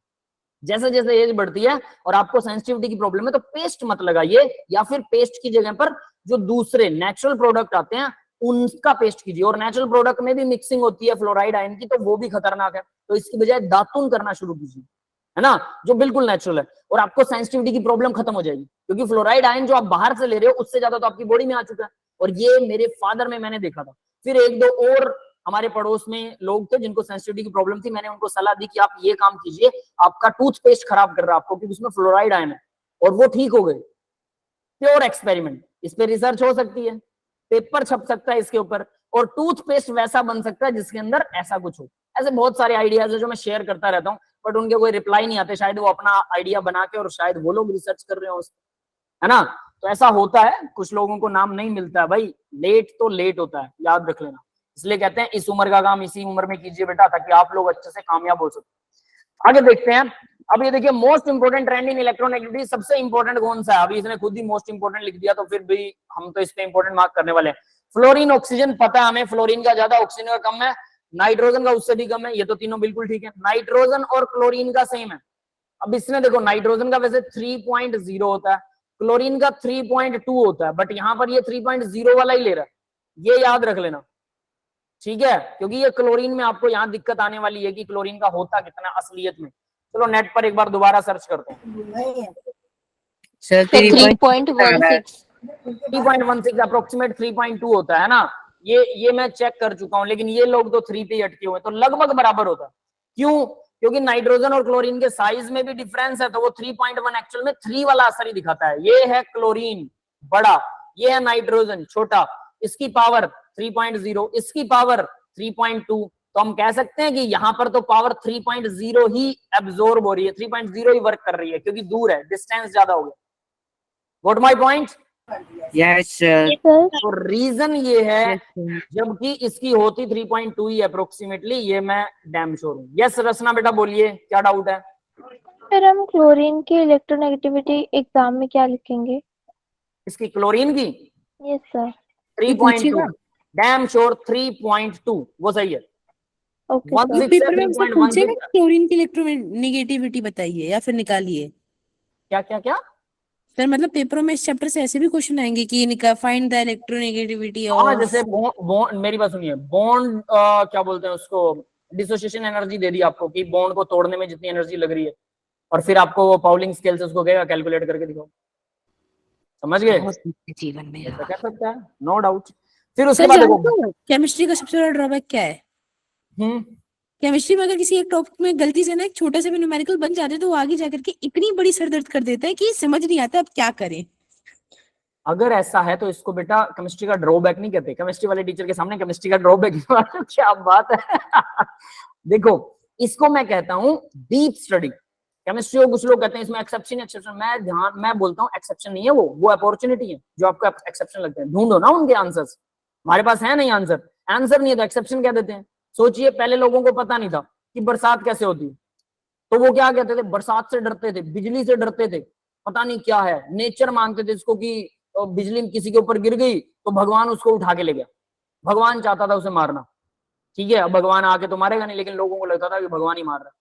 तो जब अब बाद में पता लगा अरे ये तो ऐसे ऐसे होता है, ये सिस्टम है थंडरिंग के लिए, लाइटनिंग के लिए, तब लोगों को समझ में आया कि अच्छा इससे बचने का ये तरीका है, और ग्राउंड के अंदर एक अर्थ करवा लेना चाहिए, ऊंची बिल्डिंग के पास में मत खड़े होइए, अगर पास में खड़े तो उस बिल्डिंग के अंदर डेफिनेटली अर्थ जरूर होना चाहिए। ऐसी कुछ चीजें हैं जो बाद में लोगों को समझ में आई। तो वैसे ही केमिस्ट्री में कुछ चीजें समझ नहीं है, इस वजह से हमें लगता है कि ये एक्सेप्शन है। ठीक है, कि इसका नेचर, एक्सेप्शन का मतलब ये नेचर ही ऐसा है इसका हम कुछ नहीं कर सकते। नेचर कैसे बनाया भगवान ने इसको ऐसे, अब उसका नाम एक्सेप्शन रख दिया कि भगवान को पहले दोष दे देते थे, अब साइंस वाले भगवान भगवान नहीं करते ज्यादा, है ना, आम आदमी भगवान भगवान करता रहता है, तो साइंस वाले क्या कहते हैं, नेचर, प्रकृति ऐसी, या फिर exception, we have to accept this, हमें एक्सेप्ट करना पड़ेगा। भाई ढूंढो ना लॉजिक, एक्सेप्ट तो कर लिया ठीक है, बट इसके पीछे कहानी क्या है नहीं पता, ढूंढिए फिर, दैट्स इट, ये अपॉर्चुनिटी है, इसको ड्रॉबैक मत मानिए। अगर सही पॉजिटिव तरीके से चलेंगे ना तो ये अपॉर्चुनिटी नजर आएगी, और अगर नेगेटिव तरीके से चलेंगे बेटा फिर याद नहीं कर पाओगे आप, इससे नफरत होने लग जाएगी केमिस्ट्री से, और वो आपके लिए अच्छा नहीं है। You have to fall in love with chemistry, क्योंकि केमिस्ट्री ही तो बेड़ा पार करेगी, उसको भी तो पढ़ना है, साइंस लिए तो मतलब आपको उससे प्यार करना चाहिए, उसकी रिस्पेक्ट करनी चाहिए। You have to not only the fall in love, you have to respect chemistry. हमारे इंडिया के अंदर सिखाया जाता है जिस भी चीज को आप पढ़ रहे हो उसका रिस्पेक्ट कीजिए, किताबों की रिस्पेक्ट कीजिए, है ना, माँ बाप की रिस्पेक्ट कीजिए। हम अपने आसपास की सभी चीजों को, जिनके साथ हम रहते हैं, जिनको हम यूज करते हैं, सबका रिस्पेक्ट करना सिखाया है भगवान ने। कभी ये नहीं कहा कि इसको यूज एंड थ्रो, नो, हमारे यहाँ संस्कार ऐसे दिए जाते हैं कि रिस्पेक्ट करो, रिस्पेक्ट करेंगे तभी तो उससे हमें रिस्पेक्ट मिलेगा, तभी तो हम उसका रिस्पेक्ट से बात करेंगे, तभी तो हम उसको पढ़ेंगे। Sir give and take respect का कॉन्सेप्ट, बी द सेंस बनाइए और उसका रिस्पेक्ट कीजिए। एप्लीकेशन ऑफ इलेक्ट्रोनेगेटिविटी देखिए अब जरा, अब एप्लीकेशन की बात करते हैं हम थोड़ा नहीं, उससे पहले ब्रोमीन आयोडीन, ये तो सही है, ब्रोमीन आयोडीन, सल्फर ऑक्सीजन के नीचे आता है सल्फर, ठीक है, और ये दूसरे ग्रुप का एलिमेंट है, तो डेफिनेटली इनके बीच में तो ठीक है कि ऑक्सीजन की ज्यादा है सल्फर की कम है, लेकिन ये ब्रोमीन में कहाँ आता है, मतलब ब्रोमीन आयोडीन वाले उसके अंदर इसको डाल रखा है, तो ये आपको पूरा का पूरा ऑर्डर याद करना पड़ेगा, complete order you should have to learn. ठीक है, तो भाई ये इन्होंने मोस्ट इंपोर्टेंट बोल रखा है, और इसके ऑर्डर तो देखो 2-3 ही है, ज्यादा तो है ही नहीं। कार्बन वाली लाइन में सारे बराबर हैं, गैलियम इंडियम थैलियम उल्टा ऑर्डर दिखाते हैं, सीधा नहीं दिखाते, बस साइन उल्टे लगा रखे हैं, और एक ये तीसरा ऑर्डर, बस 3 ही ऑर्डर है और कुछ है ही नहीं इलेक्ट्रॉनिक। Yes sir. अब देखो application, percent character of covalent bond, ये निकाल सकते हैं, सबसे इंपॉर्टेंट वाला ऑर्डर यही है। कैसे निकलता है, हैनी और स्मिथ की इक्वेशन है, परसेंट कैरेक्टर क्या होता है, ये फॉर्मूला है भाई, ये बहुत इंपॉर्टेंट फॉर्मूला है, 16 डेल्टा जाई, जाई मतलब इलेक्ट्रोनेगेटिविटी है, उसके बाद में प्लस 3.5 डेल्टा जाई का स्क्वायर, ये इसको निकालने का तरीका है। सर इसके कुछ क्वेश्चन करा दो, ऐसे ही समझ नहीं आएगा ये फॉर्मूला। मैं जानता हूँ, रुक जाओ, क्वेश्चन आई कांस्टेंट है, जाई का मतलब इलेक्ट्रोनेगेटिविटी है बेटा, ठीक है, सर यूनिट है, मतलब जाई ना इलेक्ट्रोनेगेटिविटी के लिए, जैसे मैं बोलता हूँ जाई एफ, इसका मतलब होगा इलेक्ट्रोनेगेटिविटी ऑफ फ्लोरीन, फ्लोरीन के आगे जैसे नीचे लगाता है इलेक्ट्रॉन गेन एंथैल्पी फ्लोरीन, है ना, तो इसको ऊपर लगा रखा है, ये जाई टेढ़ा सा एक्स है, समझ गए, इसका मतलब इलेक्ट्रोनेगेटिविटी की बात हो रही है, दिस इज नॉट कांस्टेंट, ये इलेक्ट्रोनेगेटिविटी को रिप्रेजेंट करता है। क्लियर है सर इलेक्ट्रोनेगेटिविटी का कोई यूनिट भी होता है, इलेक्ट्रोनेगेटिविटी को कोई यूनिट नहीं है, 4 मतलब सिर्फ 4, पाउलिंग स्केल पर 4 है, दूसरे पर जितना है वो सीधा है, कोई यूनिट नहीं, कोई झंझट नहीं है, ठीक है। एक बार के लिए इसको याद कीजिए, आज ये लास्ट सेशन है, इसके बाद हम न्यूमेरिकल करेंगे, ठीक है, तो उसके अंदर आपको मैं इसके न्यूमेरिकल करवा दूंगा, क्लियर, एनसीईआरटी वाले, बट एक बार तो फॉर्मूला याद करना पड़ेगा, छोटे 2-3 तो फॉर्मूले हैं सारे, इसमें और तो कुछ है ही नहीं, ठीक है, उसको न्यूमेरिकल जरूर करेंगे, नो वरी। तो देखो डेल्टा जाई is difference of electronic of 2 atoms, यहाँ डेल्टा जाई जो है वो डिफरेंस है, ये डेल्टा जाई लगा रखा है, ठीक है, 2 एटम्स का डिफरेंस, यहाँ पर भी डेल्टा जाई है, तो जो भी 2 एटम्स है उनका डिफरेंस, ठीक है, और उसका स्क्वायर हो जाएगा। देखो इसको मैं सिंपल करके लिखता हूँ, शायद आपको सिंपल में ज्यादा बेटर समझ में आएगा। देखिए इस फॉर्मूले को क्या लिखते हैं, 16 इंटू डेल्टा जाई, ठीक है, और इसके बाद में प्लस में 3.5 इंटू डेल्टा जाई का स्क्वायर है। ये है फॉर्मूला, सिंपल सा फॉर्मूला है।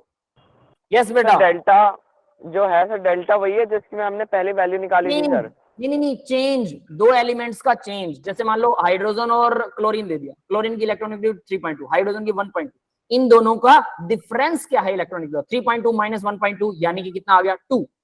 डेल्टा जाई यहाँ पर 2 होगा HCl के केस में। क्लियर है? ओके सर, समझ गया सर। सर ठीक है, हाँ बेटा। सर 16 के बाद डेल्टा एक्स मॉड्यूलस के अंदर है। हाँ, मतलब इसका साइन चेंज नहीं होगा, सिंपल मतलब ये है। तो मतलब पॉजिटिव रहेगा हमेशा, पॉजिटिव, बस इसका मतलब ये है, चेंज हमेशा पॉजिटिव रहेगा। आप मतलब हाइड्रोजन की इलेक्ट्रॉनिक में से अगर क्लोरीन घटा रहे हो तो माइनस का 2 आएगा, क्लोरीन में से हाइड्रोजन घटा रहे हो तो प्लस का 2 आएगा। हमें हमेशा +2 लेना है, डिफरेंस का मतलब ये। ठीक है, तो मॉड्यूलस है। ठीक है, वैसे मैंने उसको यूज नहीं किया, बट इन डिफॉल्ट होता है वो, बट एटलीस्ट चलो ये भी लगा देते हैं ताकि आपको कंफ्यूजन ना रहे, है ना। ये फॉर्मूला है, और कुछ भी नहीं है इसमें।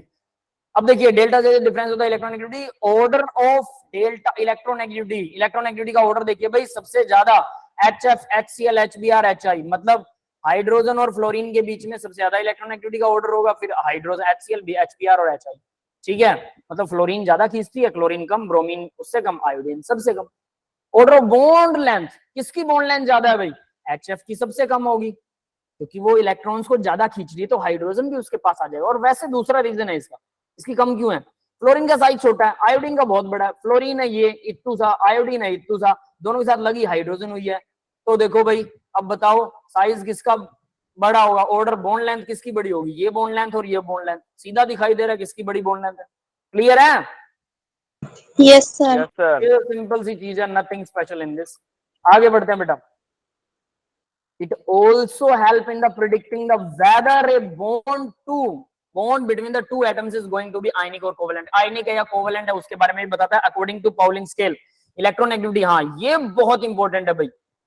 ये वाला वो फॉर्मूले तो समझ लो कि न्यूमेरिकल आएगा कभी कभार तो उसको सॉल्व करने का काम आता है, लेकिन ये थ्योरेटिकल बड़ा इंपॉर्टेंट पार्ट है, इसके ऊपर न्यूमेरिकल पक्का आता है, पक्के वाला। वेरी इंपॉर्टेंट लिखा मैंने, ये देख लेना।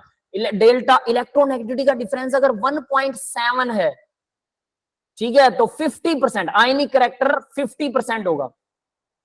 अगर वो 1.7 से ज्यादा है तो वो प्रीडोमिनेंटली आयनिक ही होगा, मतलब 50 से ज्यादा आयनिक होगा। अगर 1.7 से कम है तो वो कोवेलेंट ज्यादा होगा, आयनिक कम होगा। समझ में आ गया? मतलब 1.7 को याद रख लो। अगर दो एटम्स के बीच में इलेक्ट्रोनेगेटिविटी का डिफरेंस 1.7 है तो 50-50, आयनिक भी 50%, कोवेलेंट भी 50%। ठीक है, करेक्टर बॉन्ड का। और अगर वो 1.7 से ज्यादा है तो वो आयनिक है, ऑब्वियस है। 1.7 से कम है तो वो कोवेलेंट है। That's it. समझ में आ गया सबको? Yes sir. यस ठीक है, सर। अब देखते हैं जरा, एक चीज बताइएगा, कार्बन और हाइड्रोजन, इनका केमिकल बॉन्ड CH4, मीथेन का नाम सुना है? ऑर्गेनिक कंपाउंड है ये, ऑर्गेनिक केमिस्ट्री में हम वर्क करेंगे इसको डिटेल में। तो कार्बन की इलेक्ट्रोनेगेटिविटी कितनी होती है बताओ जरा? 2.5। 2.5। हाइड्रोजन 1.2। 1.2। डिफरेंस निकालो कितना निकलेगा? 1.3। 1.3। 1.3। वाह, क्या मैथमेटिक्स है हमारे बच्चों का। 5 में से दोगे 3, सही आएगा क्या? 1.3 आ रहा है। हाँ सर सही आ रहा है। सही है ये तो। शायद मैंने एग्जांपल कुछ और ले लिया। ठीक है, चलो इसी को लेते हैं फिर। 2 और 1, 1.3 आएगा। ठीक है, अब देखो ये क्या है? 1.7 से कम है, यस, तो क्या होना चाहिए? कोवेलेंट। Yes sir. ये बॉन्ड कोवेलेंट है, बस यहीं से पता लगता है कि बॉन्ड कोवेलेंट कौन सा है कौन सा नहीं है। That's it. Yes guys, clear है बेटा ये सबको? इसलिए बहुत इंपॉर्टेंट है भाई, वेरी इंपॉर्टेंट। आगे बढ़ते हैं। एसिडिक और basic property, metal oxide can be predicted, यानी कि मेटल का ऑक्साइड एसिडिक है या बेसिक है ये पता लगाया जा सकता है। As the difference of the electronegativity increases, the acidic strength of oxides of different elements decreases. तो देखो भाई, इलेक्ट्रोनेगेटिविटी इंक्रीज होती है तो एसिडिक स्ट्रेंथ जो है, किसकी एसिडिक स्ट्रेंथ? ऑक्साइड्स की, ऑफ डिफरेंट एलिमेंट, अलग अलग एलिमेंट की, वो डिक्रीज होती है। मेटल के ऑक्साइड क्या होते हैं? एसिडिक इन नेचर होते हैं, बेसिक इन नेचर होते हैं? पहले ये बता दो। बेसिक सर इन मेटल नेचर। के ऑक्साइड बेसिक है, ये आपने नॉन मेटल के 10th में पढ़ा ऑक्साइड होगा, एसिडिक। ये 10th में पढ़ा होगा। मेटल ऑक्साइड बेसिक होते हैं, नॉन मेटल के ऑक्साइड एसिडिक होते हैं। तो यहाँ Yes. नॉन मेटल की बात कर रहा है। नॉन मेटल के ऑक्साइड्स की अगर इलेक्ट्रोनेगेटिविटी, डिफरेंस इलेक्ट्रोनेगेटिविटी में बढ़ता है तो डिक्रीज होती है acidic strength. Difference in electronegativity increases, acidic strength decreases. Oxides की ओनली, ऑक्साइड्स की बात कर रहा हूं, मैं उसकी नहीं, एसिड्स की नहीं। नेक्स्ट देखो, metallic oxide are basic in nature, नीचे लिखा भी हुआ, मैं ऐसे ही पूछ रहा हूं आपसे, है ना। Metallic oxides are basic in nature, non metallic oxides are acidic in nature. वैसे 10th में आपने पढ़ रखा है। तो न्यूट्रल ऑक्साइड कौन से हैं भाई? NO, CO, N2O, N2O, NO और CO, कार्बन मोनोऑक्साइड। ये याद रखना, न्यूट्रल वाले ज्यादा याद रखने हैं, याद रखना। न्यूट्रल और एम्फोटेरिक। एम्फोटेरिक कौन से हैं? एम्फोटेरिक क्या होते हैं पता है? Yes sir. Yes sir, yes sir, जैसे Acid एसिड एंड बेसिक दोनों के बोथ नीचे। नेचर्स एसिड के साथ With acidic बेसिक and ना, basic. हाँ, ठीक है। तो वो तो एम्फोटेरिक ग्रुप ही एसिड, होते हैं। Amphoteric acid which can react with base as well as acid. ठीक है, एम्फोटेरिक क्या होता है? जो एसिड और बेस। एग्जांपल कहां पर, यहां पर है, ये है BeO, beryllium oxide, aluminium trioxide, zinc oxide, chromium trioxide. ये भी आपको एग्जांपल याद होने चाहिए, याद रख लेना, एग्जांपल्स आर मोर इंपोर्टेंट। ठीक है, एम्फोटेरिक है ये। फिर जब मैं नेक्स्ट, लास्ट में जानती हूँ सर हाँ बेटा, यस सर हाँ बोलो। सर मैं लास्ट टाइम में पढ़ा उसको आपका माइक म्यूट है सामने बेटा।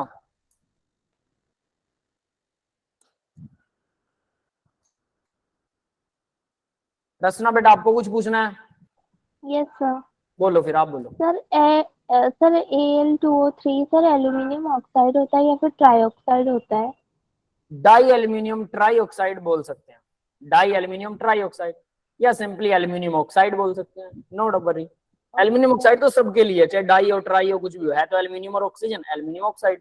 ठीक है, एग्जैक्ट नेम आएगा। एल्यूमिनियम एंड ऑक्सीजन अलग अलग कंपाउंड, मतलब अलग अलग कंपाउंड बनाते हैं जैसे Al2O3 के अलावा? कुछ बनाते हैं, एल्यूमिनियम नहीं बनाता लेकिन कुछ बनाते हैं। ठीक है, जैसे आयरन ऑक्साइड है FeO, और आयरन का ट्राई ऑक्साइड भी Fe2O3, है ना। तो इसलिए हम जनरली ऑक्साइड, मतलब आयरन ऑक्साइड बोलूं तो इसका मतलब दोनों के लिए बोल रहा हूँ, दोनों ही। लेकिन आयरन मोनो ऑक्साइड है, यानी सिंगल ऑक्सीजन वाला, आयरन ट्राई ऑक्साइड है ट्रिपल ऑक्सीजन वाला। ठीक है, तो ऐसे करके नाम हम बदल देते हैं। एग्जैक्ट नेम होना चाहिए di iron tri oxide, 2 iron है और 3 ऑक्सीजन है, जैसे इसमें di aluminium tri oxide, exact name ऐसे बोलते हैं। एल्यूमिनियम ऑक्साइड आप नॉर्मली बेसिक सबका नाम ले सकते हैं, दैट्स इट। ठीक है, ओके सर। आगे बढ़िए। देखिए, एज इलेक्ट्रोनेगेटिव डिफरेंस हो तो molecule increases, bond length between the atoms decreases. ये तो हमें पता है, इलेक्ट्रोनेगेटिविटी अगर डिफरेंस बढ़ेगा तो बॉन्ड लेंथ कम होगी। क्यों? क्योंकि अट्रैक्शन बढ़ेगा, फिर उनका इलेक्ट्रोनेगेटिविटी कोई दूसरा उसको खींच रहा है तो मॉलिक्यूल भी आपस में पास आ जाएंगे, तो अट्रैक्शन यानी बॉन्ड लेंथ घटेगी, bond length between the atoms decreases. Next देखो, basic strength in a period, left to right जाते हैं तो बेसिक स्ट्रेंथ कैसे घटती बढ़ती है भाई? तो Na2O, MgO, aluminium trioxide, silicon dioxide, P2O5, sulphur trioxide, सब सीरीज में लगे, sodium, magnesium, aluminium, silicon, phosphorus, sulphur, chlorine. क्या इसमें कोई ऐसा है जो पीरियड में ना हो?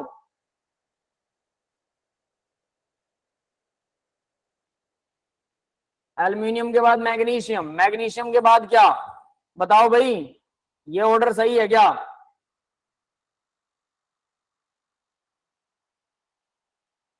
एल्यूमिनियम के बाद sodium, magnesium, aluminium, sulphur, phosphorus, sorry silicon, phosphorus, sulphur, chlorine, argon, ऐसा ही होता है ऑर्डर। यस है, ऐसा ही होता है। ठीक है, तो यहां पर भी वही दे रखा है, सिलिकॉन, फोस्फोरस, सल्फर, क्लोरीन, तो सही है, कोई दिक्कत नहीं। और इसमें जो एल्यूमिनियम और सिलिकॉन वाले हैं ये एम्फोटेरिक होते हैं, याद रखना। इस तरफ जो है बेसिक ऑक्साइड ज्यादा होते हैं, नॉन मेटल की तरफ जाओगे तो एसिडिक ऑक्साइड हो जाते हैं, मतलब उनकी बेसिसिटी कम हो जाती है, बात ही खत्म, सीधा सीधा ऑर्डर है, कुछ नहीं है इसमें कहानी। नेक्स्ट देखो, lithium, beryllium, boron, carbon, nitrogen, oxygen, ये सारे वही हैं, सेम टू सेम वही ऑर्डर है, तो इनको बहुत ज्यादा याद करने की कोई ज्यादा नीड नहीं है, बस आपको इतना पता होना चाहिए कि कौन सा बेसिक है, कौन सा एम्फोटेरिक है। ठीक है, यस बेटा। सर जो मेटलाइट होते हैं सर, उनके जो ऑक्साइड होते हैं सर, उनका नेचर कैसा होगा? मेटल के ऑक्साइड्स का नेचर एसिडिक होता है, बेसिक मेटलाइट के क्या मेटलोइड, मेटलोइड दोनों तरह के दिखा सकते हैं, एम्फोटेरिक भी दिखा सकते हैं, एसिडिक बेसिक, को डिपेंड करेगा उनके टेम्परेचर पे, उनकी कंडीशन पे, उनके साथ क्या जुड़ा हुआ है उस पे मेटलोइड से। ठीक है, okay sir, yes sir. Yes Rachna बेटा, आपका क्या डाउट है? सर कंपाउंड्स एम्फोटेरिक नेचर क्यों शो करते हैं? एम्फोटेरिक क्यों शो करते हैं? देखो लेफ्ट टू राइट, लेफ्ट में क्या है, मेटल्स है, तो मेटल्स क्या करेंगे, बेसिक ऑक्साइड बनाएंगे, तो राइट की तरफ जाएंगे, बेसिसिटी घटती जाएगी, फिर एक बॉर्डर लाइन आएगा ना, वो एसिड रहेगा ना बेसिक, तो वो दोनों तरह का बिहेव करेगा, वो बॉर्डर लाइन पे आगे वो एम्फोटेरिक हो गए, उसके बाद में फिर बॉर्डर लाइन क्रॉस करते हैं तो बेसिक वाले अब एसिडिक होना शुरू हो जाते हैं, नॉन मेटल। एल्यूमिनियम तो मेटल ऑक्साइड होगा, तो फिर ये एम्फोटेरिक क्यों शो कर रहा है? ये क्योंकि बेटा बॉर्डर लाइन पर आता है, देखो हर एक एलिमेंट की अपनी कुछ प्रॉपर्टीज भी होती हैं, आपने देखा होगा कि एल्यूमिनियम जो है वो मेटलोइड के बीच में आ रहा है, लेकिन हम इसको मेटलोइड नहीं काउंट करते। बोरोन नॉन मेटल है, बोरोन से नीचे एल्यूमिनियम है, एल्यूमिनियम के बाद सिलिकॉन है, सिलिकॉन मेटलोइड है लेकिन एल्यूमिनियम नहीं है, और दोनों लेफ्ट राइट में है। एल्यूमिनियम प्योर मेटल है और उसके जस्ट बाद मेटलोइड है, और उससे पहले एल्यूमिनियम से पहले क्या था, देखो जरा, एल्यूमिनियम से पहले क्या पीरियोडिक टेबल में, याद है किसी को? मैग्नीशियम। एल्यूमिनियम से पहले मैग्नीशियम है, प्योर मेटल है, सिलिकॉन है उसके बाद में, तो मैग्नीशियम के बाद में सिलिकॉन अचानक से क्या आता है, मेटलोइड आता है। लेकिन नीचे की तरफ अगर आप देखोगे तो गैलियम, फिर जर्मेनियम, फिर आर्सेनिक। गैलियम मेटल है, जर्मेनियम मेटलोइड है, आर्सेनिक भी मेटलोइड है, लेकिन एल्यूमिनियम जो है वो गैलियम और एल्यूमिनियम का डायगोनल रिलेशन भी बनता है, फिर भी इसमें कुछ आनी जानी है नहीं। तो मेटल्स अपना बिहेव किसी पर्टिकुलर वजह से, कि उनका पीरियड कौन सा है, उनका ग्रुप कॉलम कौन सा है, ठीक है, उसकी वजह से भी प्रॉपर्टीज में कोई पर्टिकुलर डिफरेंस दिखा सकती हैं। दूसरा, उनका साइज पर भी उनकी प्रॉपर्टीज डिपेंड करती है, बहुत सारे फैक्टर होते हैं। हम पीरियोडिक टेबल को ऐसा नहीं कह सकते कि मैंने बोल दिया लेफ्ट टू राइट बढ़ रहा है तो बढ़ेगा ही बढ़ेगा, एक्सेप्शंस बीच में आते हैं, उनकी खुद की भी कुछ स्पेशल प्रॉपर्टीज होती हैं, कई बार वो प्रॉपर्टीज डोमिनेंट हो जाती हैं। एल्यूमिनियम कुछ वैसा सा ही है, भले ही मेटल है लेकिन वो प्योर मेटल्स में नहीं आता है ना, हालांकि मेटल है, बहुत अच्छी प्रॉपर्टीज दिखाता है ये मेटल वाली। एल्यूमिनियम की वैलेंसी हमेशा 3+ रहती है, एल्कली मेटल की हमेशा +1, एल्कलाइन अर्थ मेटल की हमेशा +2 और एल्यूमिनियम की हमेशा +3। बाकी सभी की वैलेंसी बदल सकती है, लेकिन ये 3 तरह के एलिमेंट्स हैं, इनकी नहीं बदलती। तो एल्यूमिनियम वहां पर बहुत अच्छा मेटालिक है, बट एटलीस्ट ये नॉन मेटल के काफी पास है, तो इसलिए एम्फोटेरिक है, ऐसा कह सकते। क्लियर है? यानी कुल मिला के लॉजिक याद, लॉजिक तो आप खुद बना लोगे टेढ़ा मेढ़ा करके, बट याद ही करना पड़ेगा, याद होगा तो लॉजिक बनाओ।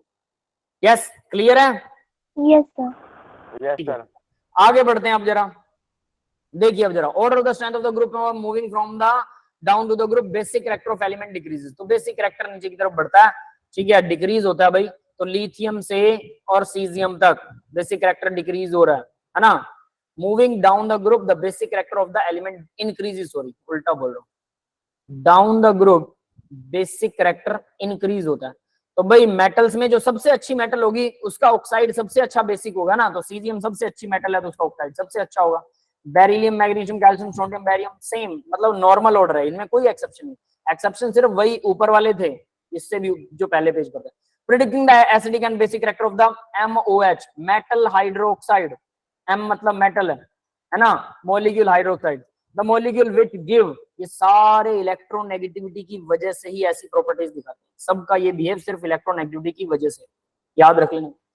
प्रेडिक्टिंग द एसिडिक बिहेव, तो यहाँ पर देखो molecule give the H positive ion of is an acid, जो H पॉजिटिव आयन डोनेट करता है एसिड होता है, one which give OH negative ion base. ये तो याद कर रखा है सबने 10th क्लास में। Yes sir. Yes sir.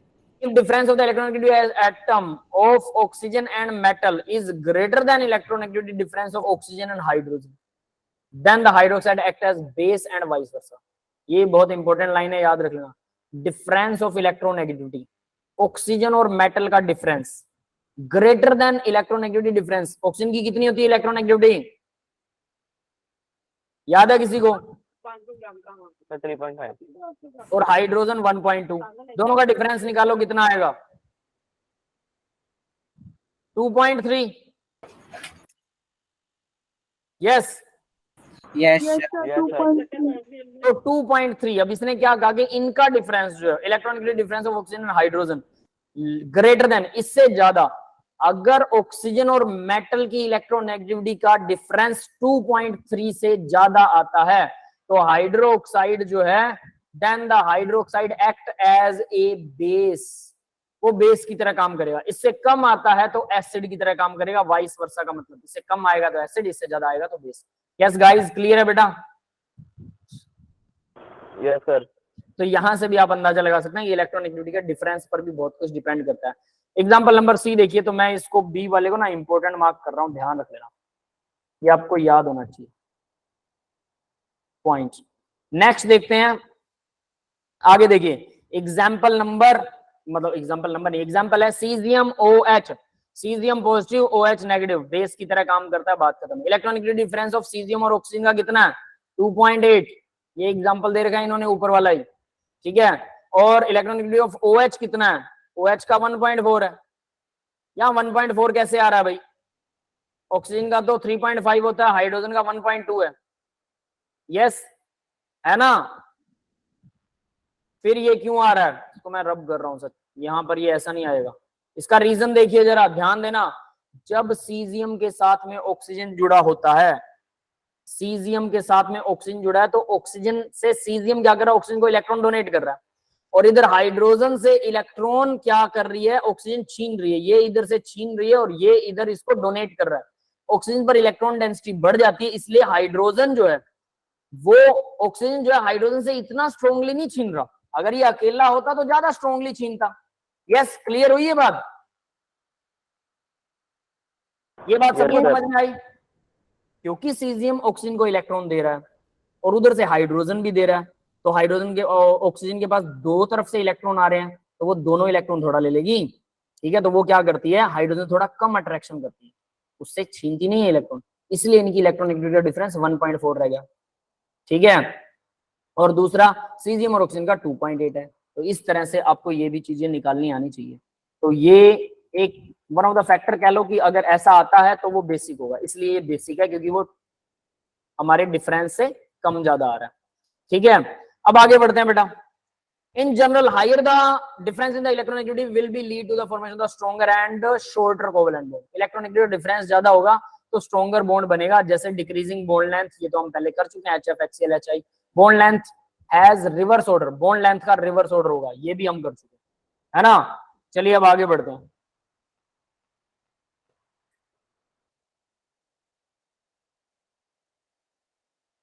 देखिए भाई, non metals have strong tendency to gain electrons, ये हमें पता है। Therefore electron directly related to non metal properties of element, electron gain enthalpy, tendency of ionization and isolated gases atom to attract. अब भाई electron gain enthalpy आती है, ये हम कल कर चुके हैं ना, electron gain enthalpy. Yes, sir. Amount of energy required to gain an electron. ठीक है, इन दोनों के बीच में शायद कुछ रिलेशन दे रखा है यहाँ पर। Tendency of an isolated atom, gases atom to attract an electron, definition दे रखी है, सीधी सीधी डेफिनेशन है। Electron gain enthalpy can be experimentally measured, experimentally measure कर सकते हैं, लेकिन इलेक्ट्रॉन नेगेटिविटी क्या है? टेंडेंसी ऑफ इलेक्ट्रॉन आप टू, उसमें ऐड कर दोगे अपने डीपी पे, उसमें लिंक में। हाँ बेटा ये सारा ऐड हो जाएगा, नो वरी। ये सर अभी आप ऐड कर देना। बिल्कुल। Tendency of an atom in a molecule to attract the shared pair of electron, shared pair of electron को अट्रैक्ट करना, ये मैं डिफरेंस आपको ना दोनों बता चुका हूं, अब हमने सबसे शुरू में डिस्कस कर लिया था, याद है ना, ये वही बता रखा बस। Can not be measured experimentally, इसको एक्सपेरिमेंटली मेजर नहीं कर सकते, ये दोनों का डिफरेंस बता रखा है, ठीक है। जनरल ट्रेंड देखिए, atomic radius decreases along the period and increases down to the group. Atomic radius क्या होती है? डिक्रीज करती है along the period, left to right decrease करेगी और ऊपर से नीचे इंक्रीज करेगी, बस सीधी सी बात है, ये वही लिखा हुआ है। आयनाइजेशन एनर्जी इंक्रीज होती है along the period, along the period ये इंक्रीज होने वाली ionization energy left to right increase होगी, डाउन टू द ग्रुप जो है वो डिक्रीज होती है, क्योंकि मेटल की प्रॉपर्टी बढ़ेगी, मेटालिक, सीधी सी बात है, जो मेटल अच्छा है उसकी आयनाइजेशन एनर्जी सबसे अच्छी है। तो सीजियम सबसे अच्छा है, ये कहाँ आता है? नीचे और सबसे लेफ्ट में, इसलिए नीचे की तरफ और लेफ्ट की तरफ इलेक्ट्रॉन आयनाइजेशन एनर्जी जो है वो क्या होगी? इंक्रीज होगी और डिक्रीज होगी।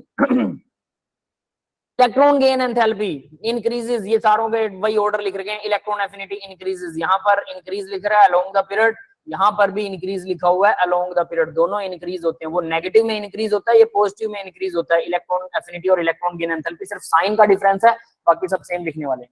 क्लियर है भाई? ये सारी चीजें हम कर चुके हैं तो इनमें कुछ नहीं है, फिर भी आप रीड कर सकते हो। Valency, what is valency now? Sir तो एक important- एक एलिमेंट है, उसके आउटर मोशन में कितने इलेक्ट्रॉन होंगे जिससे वो शेयर करके बॉन्ड बना सके? यस, जो बॉन्ड बनाने के लिए इलेक्ट्रॉन्स होते हैं वो होती है वैलेंसी। तो देखिए जरा वैलेंसी में, it is the combination of capacity of element in term of the number of hydrogen atoms with which the it can combine. Combine करना, कितने हाइड्रोजन जोड़ सकता है, आप ये कह सकते हैं। डेफिनेशन है घटिया लेवल, ठीक है। The number of electron given taken shared by the compound, ये लिख सकते हैं। ईजी एग्जांपल है वैलेंसी ऑफ सल्फर, H2S में 2 है, नाइट्रोजन NH3 में 3 है।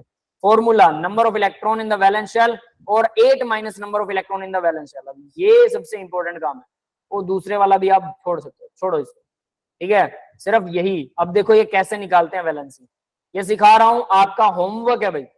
मैं जनरली बोलता हूं ना कि होमवर्क तो यही है जो आप कर रहे हो वही होमवर्क है, लेकिन आज का होमवर्क बहुत इंपॉर्टेंट है। वैलेंसी एक बार निकालना सीखेंगे, लोन पेयर निकालना सीख जाएंगे, सब कुछ आ जाएगा।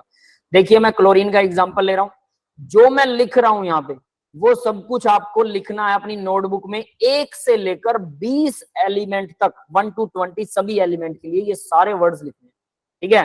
देखो इसकी इलेक्ट्रॉनिक कॉन्फ़िगरेशन लिखनी है 1s2 2s2, एक ही बार लिखना पड़ेगा लाइफ में और सारी उम्र के लिए झंझट खत्म हो जाएगा। और अगर आज नहीं लिखोगे तो वे सारी उम्र ये वैलेंसी के चक्कर में पड़े रहोगे, समझ में नहीं आएगी। और आगे 4th लेसन में सब कुछ इस पे डिपेंड करता है जो आज लिख रहा हूं, याद रख लेना ये वाली चीज। 2s2 2p6 कितना 17 भरने हैं, 3s2 3p5, यस गाइस भर गए 17 टोटल, 10 तो ये हो गए और 7 ये हो गए, 17 हो गए पूरे। लास्ट शेल कौन सी है इसकी बताएगा कोई? 3p5 कितनी लास्ट शेल कौन सी है? तो 3p5 3p5 लास्ट शेल ही वैलेंस शेल होती है, लास्ट शेल है थर्ड वाली।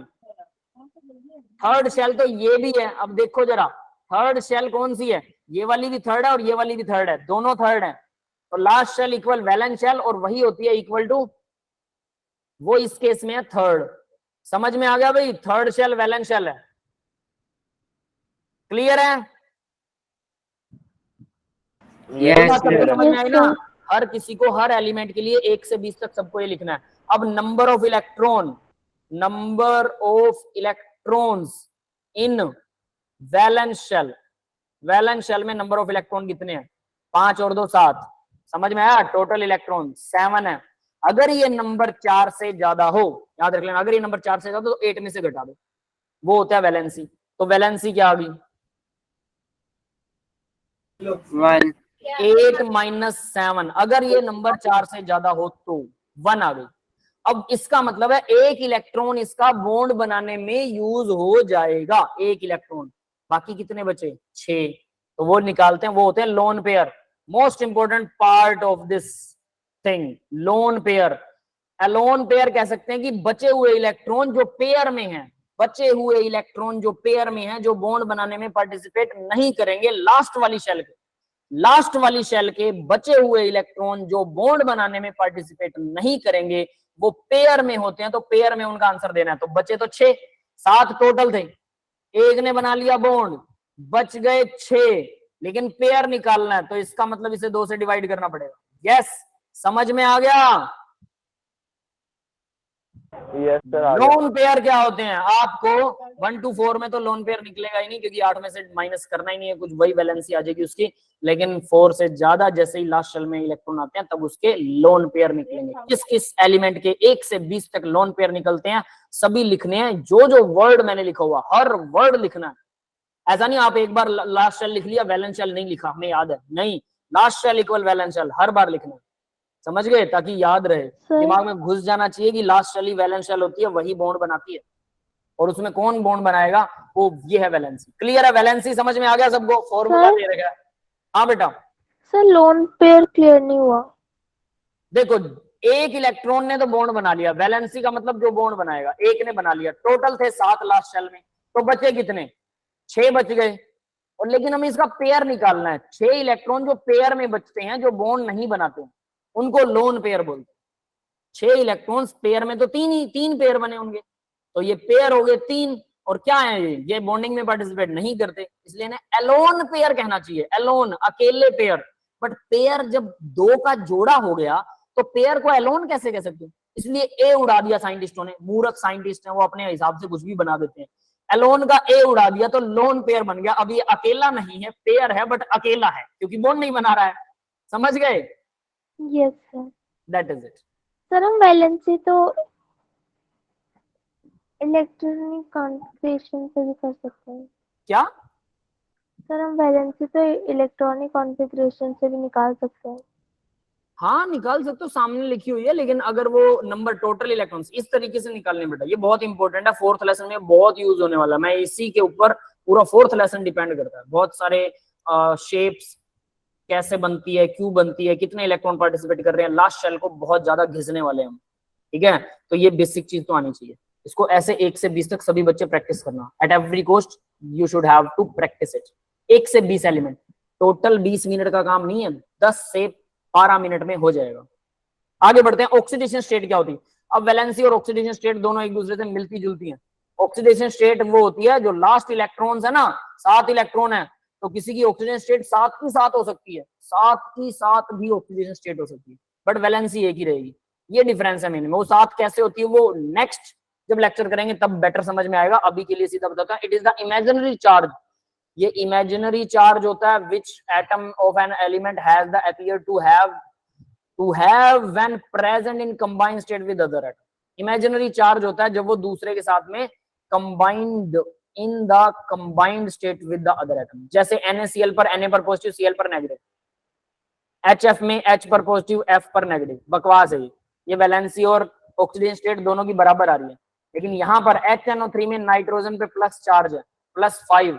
नाइट्रोजन की वैलेंसी निकालोगे तो आपको वैलेंसी तो 3 ही नजर आएगी, नाइट्रोजन की वैलेंसी 3 निकलेगी जब आप फाइंड आउट करोगे, बट चार्ज यहाँ पर +5 आ रहा है, इसलिए वैलेंसी और ऑक्सीजन स्टेट बदल गई। क्लियर है ये बात सबको? कैसे बदलती है इसको हम डिटेल में डिस्कस करेंगे, अभी के लिए सिर्फ इतना सोच लो, ऑक्सीजन स्टेट और वैलेंसी +5 कैसे आई?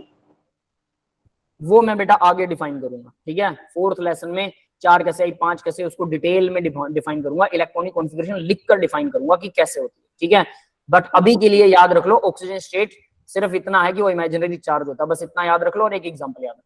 ठीक है, आगे देखिए, Na2O के अंदर ऑक्सीजन स्टेट सोडियम की 1 है, इसकी हमेशा 1 ही रहती है, ऑक्सीजन -2 है, इसको भी याद नहीं करना, ये एग्जांपल अच्छा नहीं है। OF2 के अंदर फ्लोरीन -1 है और ऑक्सीजन +2 है, ये वाला एग्जांपल और याद रखिएगा। जनरली ऑक्सीजन -2 होता है, लेकिन यहाँ पर फ्लोरीन बैठा है भाई, तो ये +2 हो जाएगा। ठीक है, ये वाला एग्जांपल भी इंपॉर्टेंट है, जो मार्क कर रहा हूं बस उसको याद कीजिए। Okay sir. आगे बढ़ते हैं। Valency and variation along a period. Valency, अब हमने कहा the number of the valence electron left to right increase, 1 से 8 इलेक्ट्रॉन बढ़ते हैं, but the valency of an element with respect to hydrogen and oxygen first increases 1 to 4 then decreases to 0। पहले valency बढ़ती जाएगी, बाद में डिक्रीज होती जाएगी। बकवास है, जब आप 1 से 20 तक सब एलिमेंट की प्रैक्टिस करोगे आपको खुद पता लग जाएगा कहां बढ़ रही है कहां कम हो रही है। Valency variation with a group में वेरी करती है valency. When we move from the down to the group, number of valence electron same रहते हैं, देयरफॉर एग्जिबिट सेम वैलेंसी। तो ग्रुप में तो valency, in a group valency same होती है। ठीक है, एल्कली मेटल की वैलेंसी हमेशा +1 रहती है, याद रख लेना, एल्कली मेटल्स की वैलेंसी हमेशा +1 रहेगी। Periodic trend and chemical reactivity, तो यहां से कुछ पीरियोडिक ट्रेंड और केमिकल रिएक्टिविटी है। Effective nuclear charge increases across the period left to the right, तो क्या होगा? Ionic radius decrease from left to right, ये हम कर चुके हैं। Result in the high chemical reactivity of 2 elements, तो ये जब आयनिक रेडियस, इन्हें बोला ना causing atomic radius and ionic radius decrease होती है लेफ्ट टू राइट, तो ये हाई केमिकल रिएक्टिविटी को बढ़ा देता है। Chemical reactivity is least in the centre, centre में केमिकल रिएक्टिविटी सबसे कम होती है, बस ये याद रख लीजिए, इसमें कुछ नहीं है। Electron gain enthalpy become more negative left to right, ये हम जानते हैं ऑलरेडी। आयनाइजेशन एनर्जी डिक्रीज होती है, ये भी हम जानते हैं, left to right. Anomalous behaviour of second period, ये बहुत इंपॉर्टेंट है भाई। सेकंड पीरियड के एलिमेंट है ना, कौन से? सेकंड पीरियड में कौन कौन आता है? Lithium, beryllium, boron, carbon, nitrogen, oxygen, fluorine, neon नहीं आएगा, बस ये इतने वाले, यही है सेकंड पीरियड के महाशय। ये सारे के सारे एनोमलस बिहेवियर दिखाते हैं। एनोमलस बिहेवियर का मतलब है एक्सेप्शनल बिहेवियर, मतलब इनका सीधा नहीं होता। अपने पूरे ग्रुप में ये सबसे अलग है, अपने पूरे ग्रुप में सारे ग्रुप्स की लगभग प्रॉपर्टीज सेम होती है, लेकिन ये अलग है। कैसे अलग है? एक तो ये सबसे ऊपर है अपने ग्रुप के, ठीक है। दूसरा आप देखोगे इनका साइज सबसे छोटा है, ऊपर वालों का साइज सबसे छोटा होता है, नीचे आते हैं साइज बढ़ता है, साइज सबसे छोटा है। इलेक्ट्रोनेगेटिविटी सबसे ज्यादा है, क्योंकि नीचे से ऊपर, फ्लोरीन ऊपर है ना, तो ऊपर की तरफ इलेक्ट्रोनेगेटिविटी बढ़ती है। तो अपने ग्रुप के तो सारे राजा हैं, फ्लोरीन अपने ग्रुप का राजा, ऑक्सीजन अपने ग्रुप का राजा। हालांकि ऑक्सीजन और फ्लोरीन में फ्लोरीन ज्यादा इलेक्ट्रोनेगेटिव है, क्योंकि लेफ्ट टू राइट बढ़ती है, बट अपने ग्रुप में तो सबसे ज्यादा है ये, तो सबसे ज्यादा है अपने ग्रुप में, सबसे छोटा साइज है, इस वजह से एक्सेप्शनल बिहेवियर दिखाते हैं। समझ में आया भाई? They are smallest one in their group, smallest one in their respective group, highest charge to radius ratio respective group. Charge इनका ज्यादा होता है और रेडियस इनकी सबसे छोटी होती है, छोटे हैं तो चार्ज रेशियो ग्रुप बड़ा आएगा। Highest electronegativity in their respective group, group में होती है सबसे ज्यादा। Other element can explain the valency due to the presence of extra orbital second period, it this is not possible. इनके अंदर डी ऑर्बिटल नहीं होता, ठीक है, डी ऑर्बिटल। बस या आप ये कह सकते हैं maximum covalency of second period element is 4। ये कोवैलेंसी इनकी 4 होती है। ये क्या होती है ये हम बाद में डिस्कस करेंगे, बस फिलहाल के लिए याद रख लीजिए कोवैलेंसी इनकी मैक्सिमम 4 हो सकती है, बस इतना याद रखिए। और बीच वाला जो पार्ट है उसको भी हम नेक्स्ट लेसन में डिफाइन करने वाले हैं, वो भी उसी से लिंक रखता है कि ऑक्सीडेशन स्टेट बदलने का कारण, ठीक है।